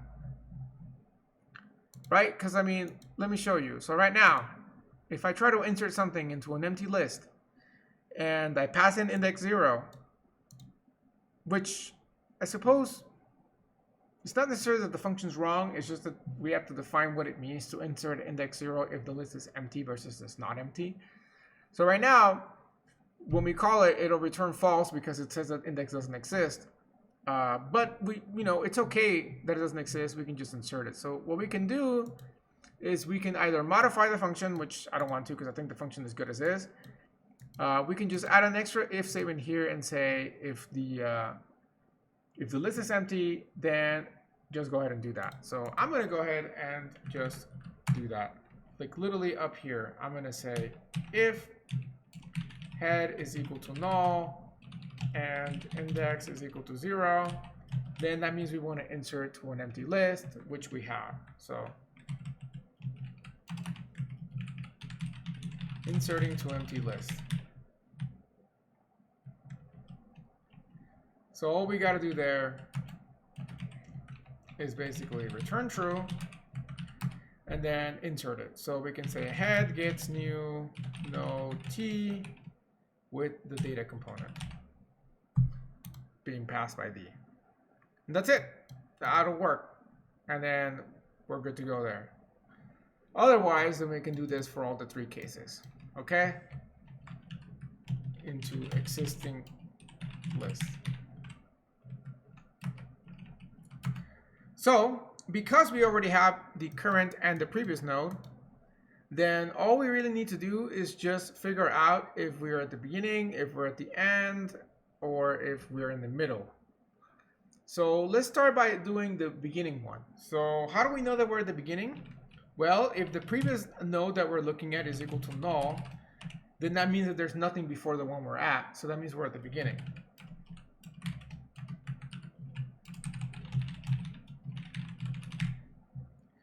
So if that's the case, then that's pretty easy, right? All I have to do is update my head pointer to the new node that I'm making, and then just make that node point to where we want.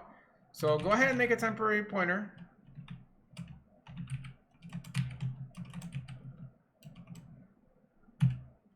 In fact, for all of these, we're going to have to make a temporary pointer. So let's just go ahead and do that first to get it out of the way. So I'm going to say node t pointer. I'm going to call it temp gets new node d. Okay? That way we don't have to do that 3 times. Because again, we're trying to make code that's like clean, right? Okay. So all we got to do is say temp next is going to get what the current head is at, which we can just say head, or we can do it in terms of cur. And then, because that's the other thing, right? Like when I say insert at index 1 and index 1 already exists, I'm saying shift what is in 1 to 2 and then put it in 1, right? We're putting it before what exists. So yeah, we're just gonna say temp neg gets cur, and then we will say that head is going to get temp. Okay? I could also have said head next here like this, but recurs cooler.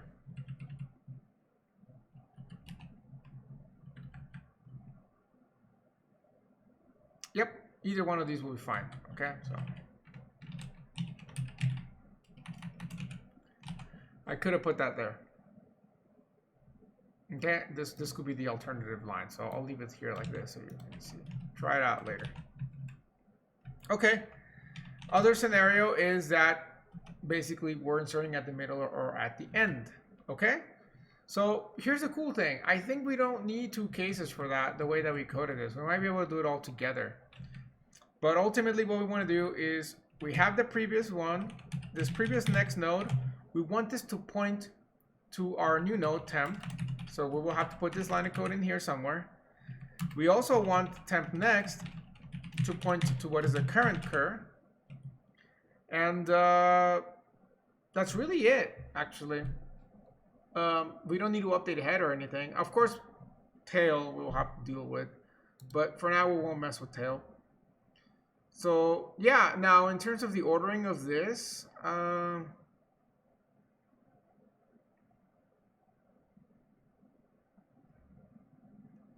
yeah, this is fine as it is.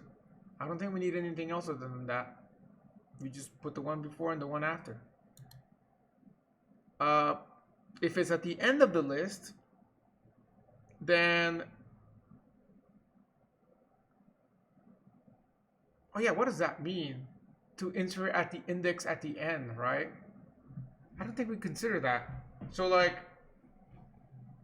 you know, when I said get pointer at, if we say insert index 3, but there's only indexes 0, 1, 2, that's actually okay. That just means insert at the next available spot, right? So maybe this isn't particularly a bad thing that that returns that. I didn't think about that. So, because right now, like if we insert index 3 and index 3 does not exist, so I guess we don't really need this here. This can stay. But what we do need to know is that if that does happen, then cur is going to have null, and then prev is going to have the pointer before null, which is fine. So actually, yeah, we'll let it be like that.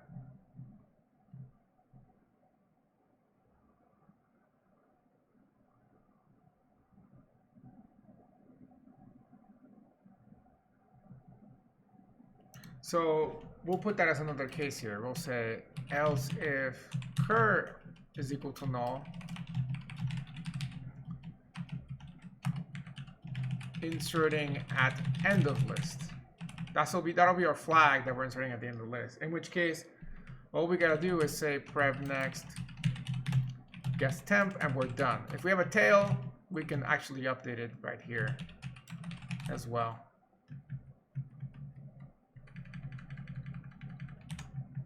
Yep, that's it. That's all three cases that we need. I will be very surprised if it works the first time, because I have a feeling that it won't, but it's okay. So now that we have some things in here already, let's just start testing it by inserting at like, actually, no, here, I'm not deleting them because I don't want to put them in again. Let's just try to insert at the beginning. So insert at 0. Let's insert the number 0, I guess. Why not? Okay. If that works, then we'll try to insert at index 0 again, a -1. So that'll test if it can insert at the beginning of the list. If that works, then we can try inserting at the end of a list by putting it at index 2, right? So, and we can put in like a 2 there.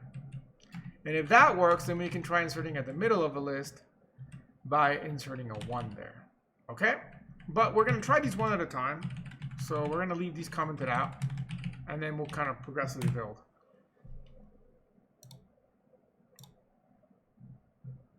Oh, and in all of these cases, we should return true.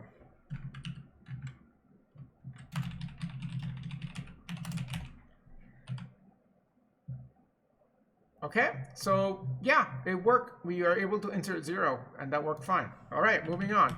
Let's try to insert at the beginning of an existing list.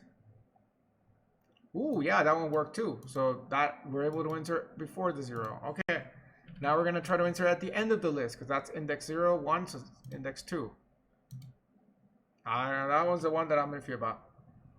Oh, worked fine too. Yep, that worked pretty well. Nice. So we have index 0, index 1, and index 2. Now we're going to insert at the middle. So it's going to insert between the 0 and the 2 because this index already exists. So this should now say -1, 0, 1, 2. And it works too. Wow, nice. I wasn't expecting it to work the first time. But yeah, it worked. Let's try one more middle one. So let's try inserting again at index 2. A 5, I guess. Kind of break the pattern, but whatever. Yep, it works fine. Let's try to insert at an invalid index. Okay, so like index 10. So that one should not insert anything. Yep, it doesn't insert anything. And if we see here, like if we see out this, it should return false. We'll see some 0 somewhere here. Yep. This 0 right here is from this cout statement because that's showing failure, that it didn't exist. So like if we see out all of these, we're gonna see a bunch of 1s and then a 0. So like success, 3, 4, 5. So 5 successes for these, and then 0 for this, and yeah, it's working. So wow, you did it. That was pretty neat. Never done the linked list this way, actually. Check out previous semesters for like what I think is probably much simpler ways of doing it. I've never done it with a separate function, but I thought I'd do that just so we have variety of videos. So I'm happy. I am satisfied with our progress. Okay, so now that we know that the insert works, we can move on to the deletion one, which should also be pretty simple. Now that I know that this function is like pretty robust, yeah, we should have no problem doing the delete in the next 45 minutes that we have left. Well, that shouldn't take that long, but if we finish before, we'll keep improving this. Okay, so delete function.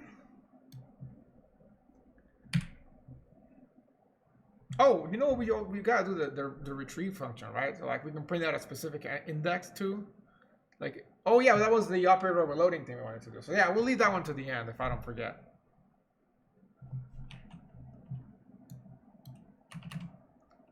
We should have enough time to do that one, I hope. That sounds fun to do.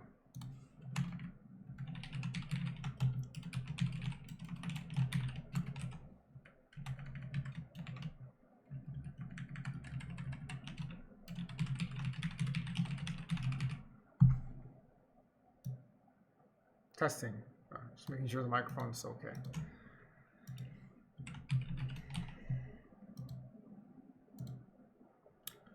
All right, so we got our delete function. So just like before, we probably got a weird scenario to deal with. We'll have to think about that. So, but we have the 4 cases, right? 4.5, I guess. So let me pull those up. Refresh you, it's been a while, especially if you're watching this on a separate day. So we have the case of you don't delete anything because the list is already empty. And then the other ones where you're deleting in the beginning, middle, at the end, or the only item that's in the list, right? And so, by the way, we could also do a delete that searches. So that's going to be something that we're going to do later on, like next week or something, in the last video for the linked list. Like, not next week, because technically this video covers but the next video, one thing that I want to do is a search function. So like it searches something, and maybe you want to delete that way. So we'll do that later on. But right now, one scenario that we could see is that like we delete the only thing left in the list that we got to be careful about, and also the one where we have nothing. So like I said, with nothing, my get pointer function is just going to like freak out because it's it's going to go in here, It's not gonna go in the loop. The count in the index. Oh, I guess. Yeah, no, I won't freak out. So it will, well, it'll freak out if there's absolutely nothing and I tell it to delete index 0. But that's okay because we're not deleting anything anyway. So no, actually, it won't freak out. Have faith in your code. All right, cool. So in that case, let's just go ahead and try to call the function. So I'm just gonna copy and paste this code that I have here from the insert. So I have the current, the previous, the function call with the index. We can see that it'll return false. And already in this code here, like we covered the scenario where like an index is invalid. If the index is index 0 and there's nothing in the list, it also covers that. So really we have everything but existing cases, I think. But let's test that. Before we do anything else, let's just test that. So let's add another print after the delete start. So we'll say delete at, and then let's just try to delete an invalid index right now. And we'll want to make sure I see out these so I can see the see outs. Delete an invalid index, and then also try to delete an empty list. So to delete from an empty list, let's just make another list for now. Singly linked list, and let's make it a car. We won't do anything to it, but like that. And then just try to delete at 0, and also delete at another invalid index from an empty list. Okay, so I want to make sure that those work okay.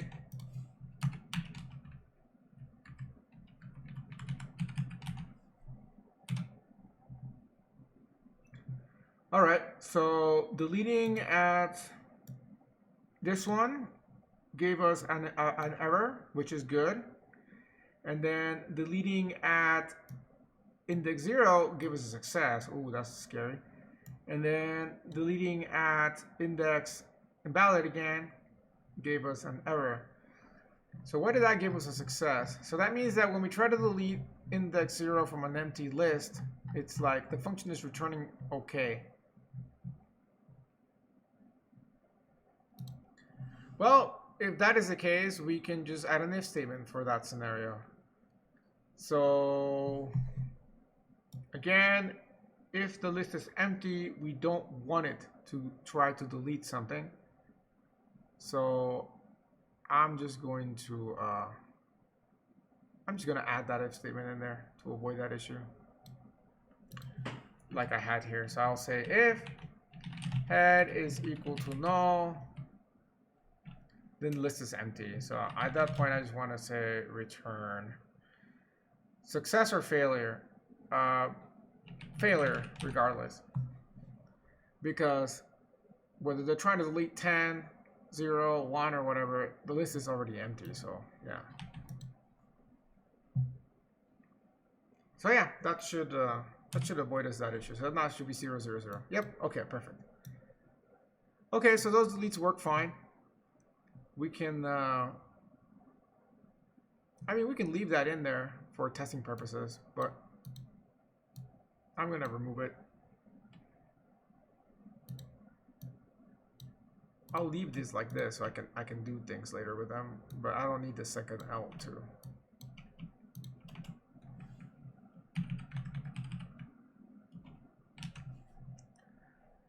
Okay, so now we only have to handle the cases where there's something in the list and it's a valid index to be deleted.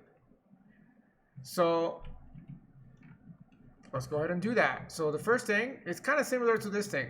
We just go through each case. So let's go with the one where we're deleting at the beginning of the list. How do we know that we're deleting at the beginning of the list? The same way we knew how we were inserting at the beginning of the list, which is like if private is equal to null. So if private is equal to null, it means that we are at beginning of list. If that's the case, then all we gotta do is go in here and basically update the head and then delete the node, right? Remember, the order is what matters. So make a temporary pointer, okay? Make a temporary pointer, call it temp, whatever you want, and then store what you're gonna delete there. What you're gonna delete should always be incur, In fact, again, to save having to do this 3 times, we are going to, let me put it after the comment. We're going to put it, oops. We're going to put it there, because cur is what we're going to delete. So eventually we want to delete it, but we don't want to call delete on it just yet, okay? Because we don't want to have any dangling pointer problems. Okay, so now that we know that we got to delete that, all we got to do is update temp to whatever cur next has. And now we can go ahead and call delete. Well, I guess in this one we didn't need the pointer because we could just set delete cur. I might get away without needing it actually because I have the cur pointer. So we'll see. But yeah, that's it.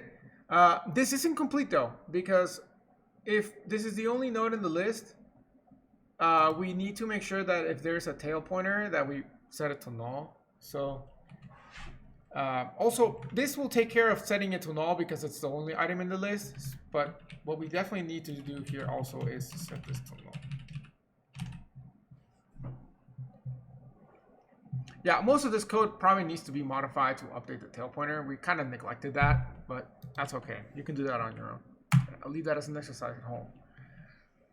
Okay, so now we got the case where it's at the end. So how do we know that it's at the end? We can use the exact same code from the insert. Like I said, this delete is like reverse of the insert. So if cur is equal to null, that means that we're trying to delete.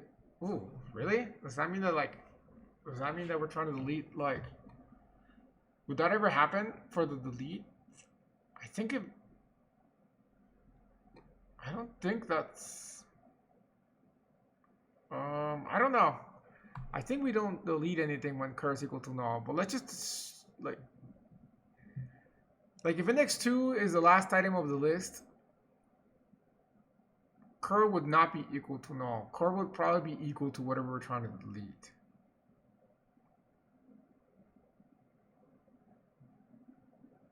So I'm not sure, but yeah, we should never run into this scenario, so we don't need to worry about that. So you can just let that be. Let's just do an else clause. Okay, so in the else clause, let's go ahead and delete this. So let's do the one where it's like middle/end. I think we can just handle this with one else clause. So when it's in the middle, that means that we gotta update the previous to point to the one after the next one, right? So like ideally we want previous next to eventually say something like previous next next. Remember that? The 2 next nexts? But before we do that, we gotta make sure that we have a pointer pointing to what we're gonna delete, which we do. We have cur. So I can leave this like this, or I could also do something like cur next. Both of these are fine. But yeah, eventually here you want to do, here let me write the full line so you understand what I'm trying to do here. I'm saying these two are equal. But yeah, once you set that pointer up, then you just gotta call delete on cur. So yeah, we don't actually need temp because we have the cur pointer. So that's nice. And I guess in the scenario where it's the end, would be something like if cur next is equal to null, then we know that that's the end of it. Oh, ooh, nasty. Let's do that before we do the delete. If cur next is equal to null, then that means that is the new last item of the node. Yep, so in that case we can say tail gets preb.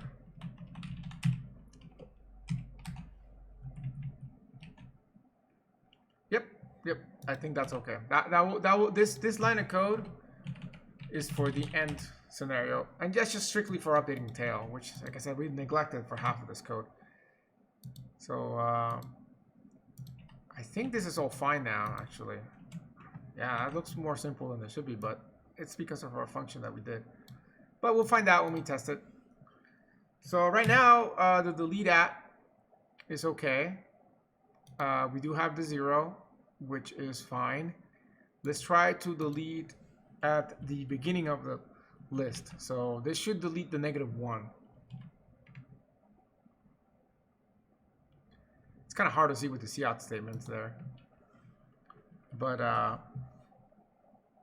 yeah, it worked. It worked. It's just the 0 is not part of it. Like, you know, let's put some spaces so you can see it better.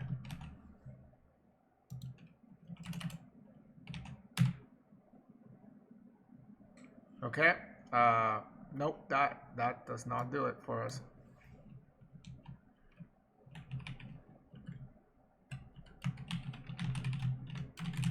But this will. There we go. So 0, 1. So yes, it succeeded at deleting the -1. So this is deleting the -1. Okay, let's try to delete the end. So let's try to delete the 2. So that's going to be at index 0, 1, 2, 3. So index 3. That's good.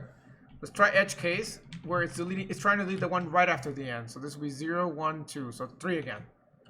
So that one's like an edge case that I would see it having issues. Ah ha ha! We ran into an issue. Very cool. So in this case, we ran into an exception because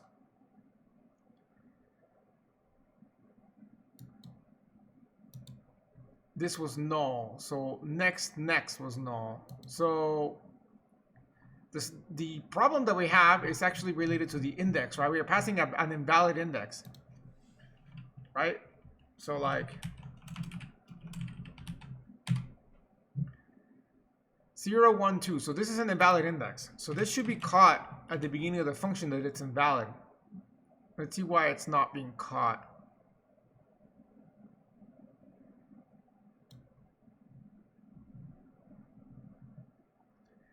So when this returns, if cur is equal to null, that should be the flag to stop. So we can probably do that up here after the function call. So we can say, if all of this blah, blah, blah, or cur is equal to null. Now this shouldn't have short circuit evaluation problems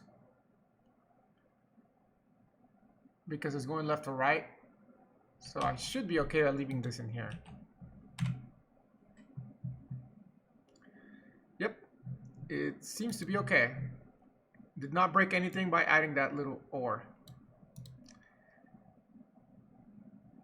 0, 1, 2. Yep. Okay. Cool. So that fixes that. Okay, the last thing we need to do is test to delete at the middle. We tried beginning, we tried end. Let's try middle. So that would be deleting index 1.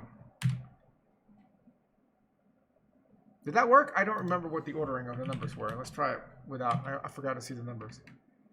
Yeah, so we have 0, 5, 1. So yeah, it does become 0, 1. So yeah, that works fine too. Very cool.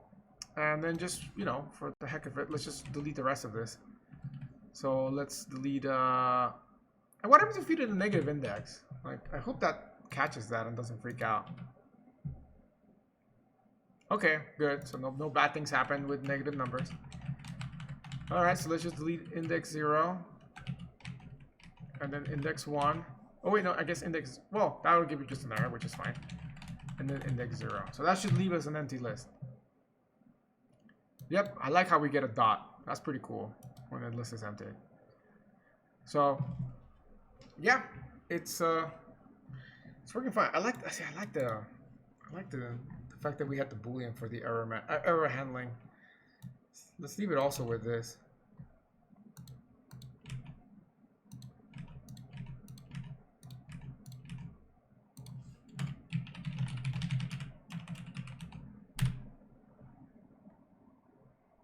Yep. Okay. We did it. We have a fully functional linked list that you can insert things at an index, access things, or delete things at a specific index, not error out if you give it an invalid index. Which, by the way, with the array, like it goes for it, right? Gets you out of bound errors potentially, or it just gives you invalid data. This is robust in the sense that, like, even if you try to do invalid indices, it doesn't explode. It just doesn't return anything and gives you a little boolean that you can check to see if bad things happen, right? That's what these are for. So then you can put that in an if statement whenever you're calling the functions at. We have our forwards and our backwards functions that can work all cool. It's not cool right now because it's empty. Oh, what happens if we try to feed it on an empty one? Nothing. Okay, good. Because I want to have it look cool, I'm going to put it here. Yeah, look at that. But all right, so now we're only at the 2 minutes, so that means we still got 25 minutes. So you know what that means? Time to attempt to see if we can get the index overloading, the array index overloading, which I haven't done in a while. So this will be interesting. Okay, so we shall attempt it, and we shall hope for the best.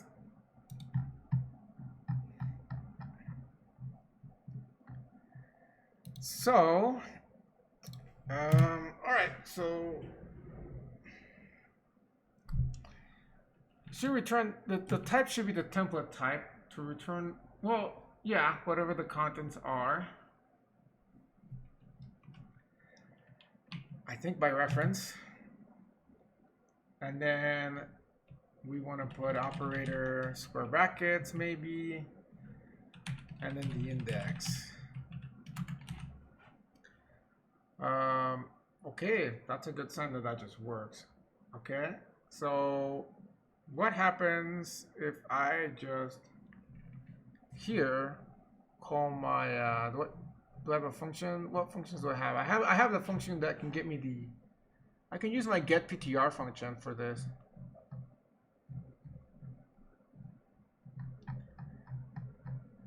Right, where's that at? Oh, I coded that inside the function. Why is that inside the function? I don't like that. Let's put it outside. Let's be consistent. So template, class T, and let's just move my get PTR function outside.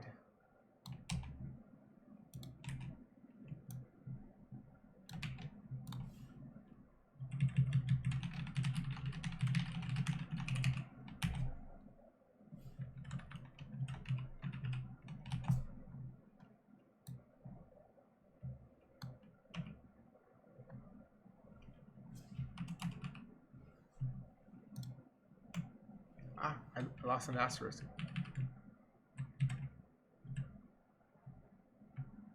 That looks weird without any variables. Okay. See, you can leave by the way the variable names. I just don't like them because it's unnecessary. So yeah. Okay, so we moved it out. I don't think we broke anything. Let's compile it just to make sure nothing's broken. Okay. So now we can do this one in here, and we'll probably move it out later, but this one I like to do inside for now. So in theory, I think whatever I return here, like, you know, is going to be whatever the access operator returns. So I could do I could do like a little while loop that iterates to get to that spot, but why? Like, I already have this super cool get PTR function that I can like repurpose, right? So the only problem with this function is going to be like, what happens when it's out of bounds? Like, what's it going to return, right? So that's going to be a slight issue we'll have to deal with. AKA we won't deal with it, but that's okay. This is just for the fun of it at this point. I'm doing it for the lulz. So I'm going to pass it the index. And then for pointers, I guess I need pointers. I don't really need okay, let's make a pointer. I guess we got cur, and we need prev. Well, we don't need it. The function requested, so we gotta pass something in. So we'll do cur and prev, just like we were doing in the other calls, by the way. So you can see like this, you know, same thing. Oh yeah, don't forget to pass by reference. So put the ampersands. But we don't really need a prev. We just need cur. So as long as cur is not equal to null, so if cur is not equal to null, then all we need to return at this point is cur data, and that should contain the value that we care about. And so we should be good to go. Like, this should be like the end of this. Like that's it. This should work. Like, end of story. However, if it's not that, what do we do? That means that it's out of bounds. So what do we return? Like, we have to return something. So I don't know. I mean, like, if this was like an integer array, I could just hardcode like to return like a -1, but it's not. It's templated. So I need some value that I can return that can be interpreted. Like you can see how this is a problem. So what am I going to do? I'm going to return invalid data because this probably gives you a warning, but like I have nothing else that I return. I guess that's the reason why you wouldn't really overload this operator with a linked list, because like what would you return? So I'm just going to do that. And like, who knows what's in D? But like, then again, who knows what you return when you're out of bounds, right? So, fair game, I guess. So, yeah, we'll do that. Looks nasty, but we'll let it be. Why is that an issue? This is an issue here, but why is that complaining? Maybe it's just, maybe it'll go, oh, I guess I need to make this uppercase. Okay. Does this work? Let's try it with valid data, as we only really should. So maybe right here after we do this print, or after we print backwards soon, here let's try to say cout ll index 0, and then maybe like ll index like 3, or yeah, 3. 0, 1, 2, 3. Yep.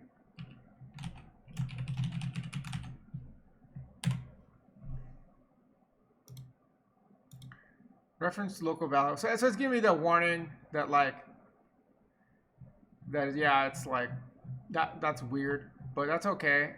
That's just a warning, right? Let me compile. I hope you let me compile, right? Please.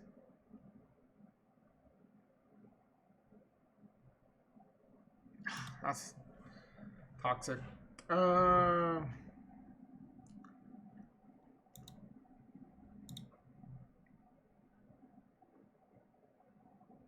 How do I get around this?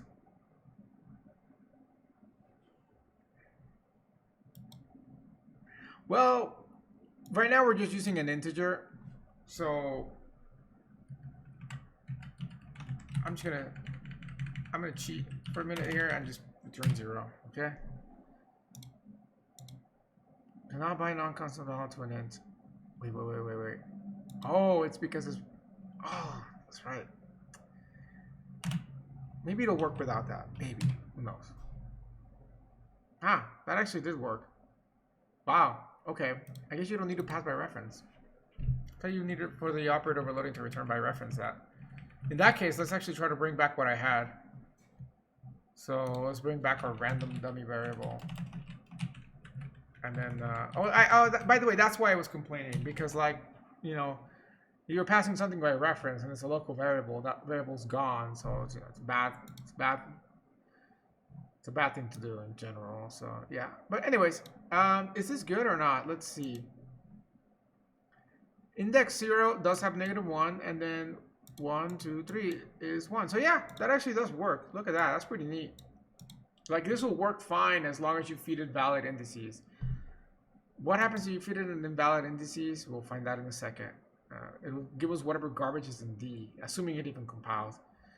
So this is 0, 1, 2, 3, 4. So all the way to 4 would be okay.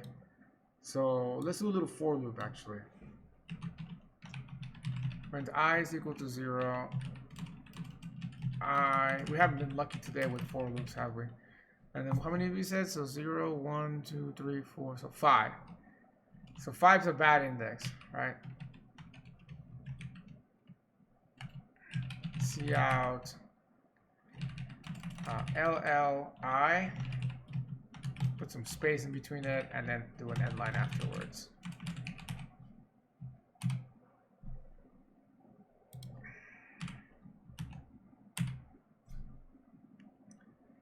So we got -1,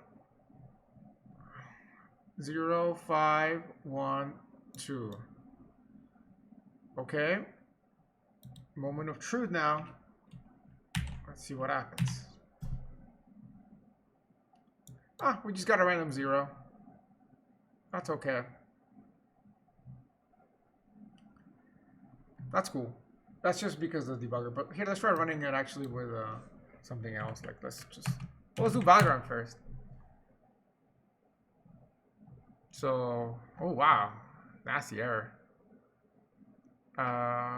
This is probably related to the operator overloading stuff. But what do we get basically from here? A 0 as well. So it's just really yelling at us like, yo, what are you doing? Because of course it's accessing an invalid index, right? But if we get rid of that, we don't get any error. So as long as you don't call an invalid index, the operator overloading works fine. But when you call an invalid index, you're gonna have weird nasty errors, as you should. So, yep. Never said it was gonna be pretty, but it worked. So that's pretty neat. What else do we really want? We have a way to access any element that we want. By the way, this would be the same problem if you did a function, by the way. Like if you have a function and it's a valid returning function, you would have the same problem. Like what do you return if you have an invalid index, right? You get to return something. You could work around that by making the return value actually be passed as a parameter, kind of like our getPTR function, and then just hardcode something in there, again with like garbage, like I did here. But you're just kind of loopholing your way around a problem that is going to persistently be there. So, moral of the story is just don't call something out of bounds. I guess one way that we can avoid that issue is by slightly tweaking these and adding a size variable, right? Because then if we know the size, then it is completely our fault if we call it with the wrong data. I mean, with the wrong index. So I could do that. Let's just do that since we have a little bit of time. So let's make it a size, starts at 0. And then anytime that we insert something, we want to plus it. So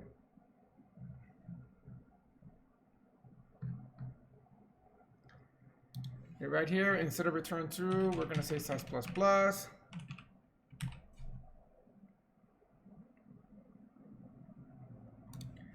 And here we're going to do size plus plus. That's it. And then for the delete,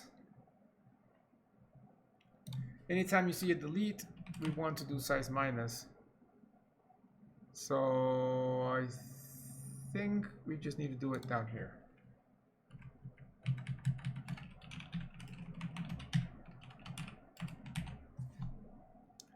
So now if we print the size at the end of this,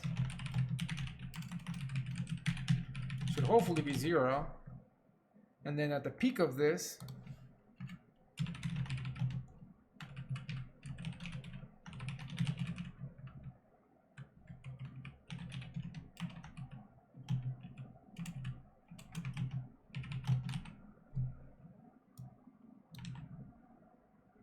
should hopefully be the right size.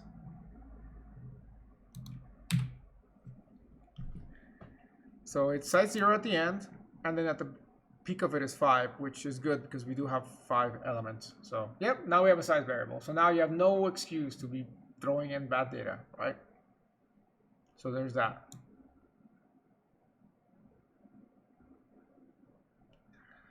Okay. I think that's it. Like I said, there is the additional video that I'm going to be recording where I am going to show you a doubly linked list and then talk to you about sorted linked list, which is just the same thing we have, but rather than inserting at a specific index, insert at an index that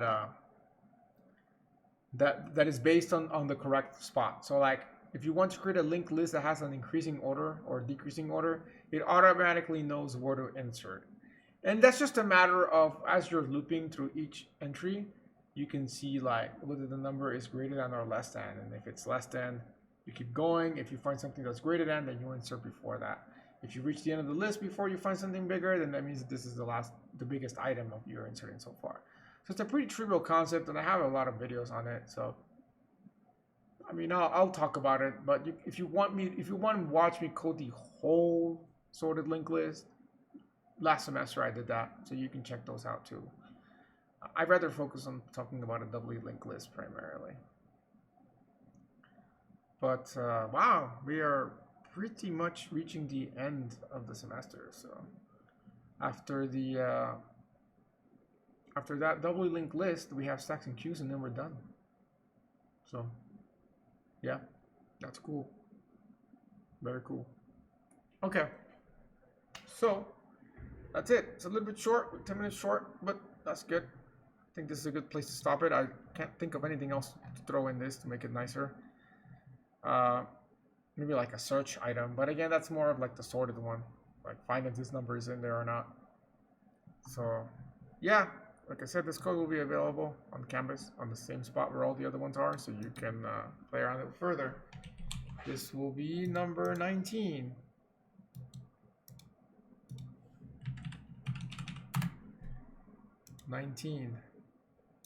Not 9.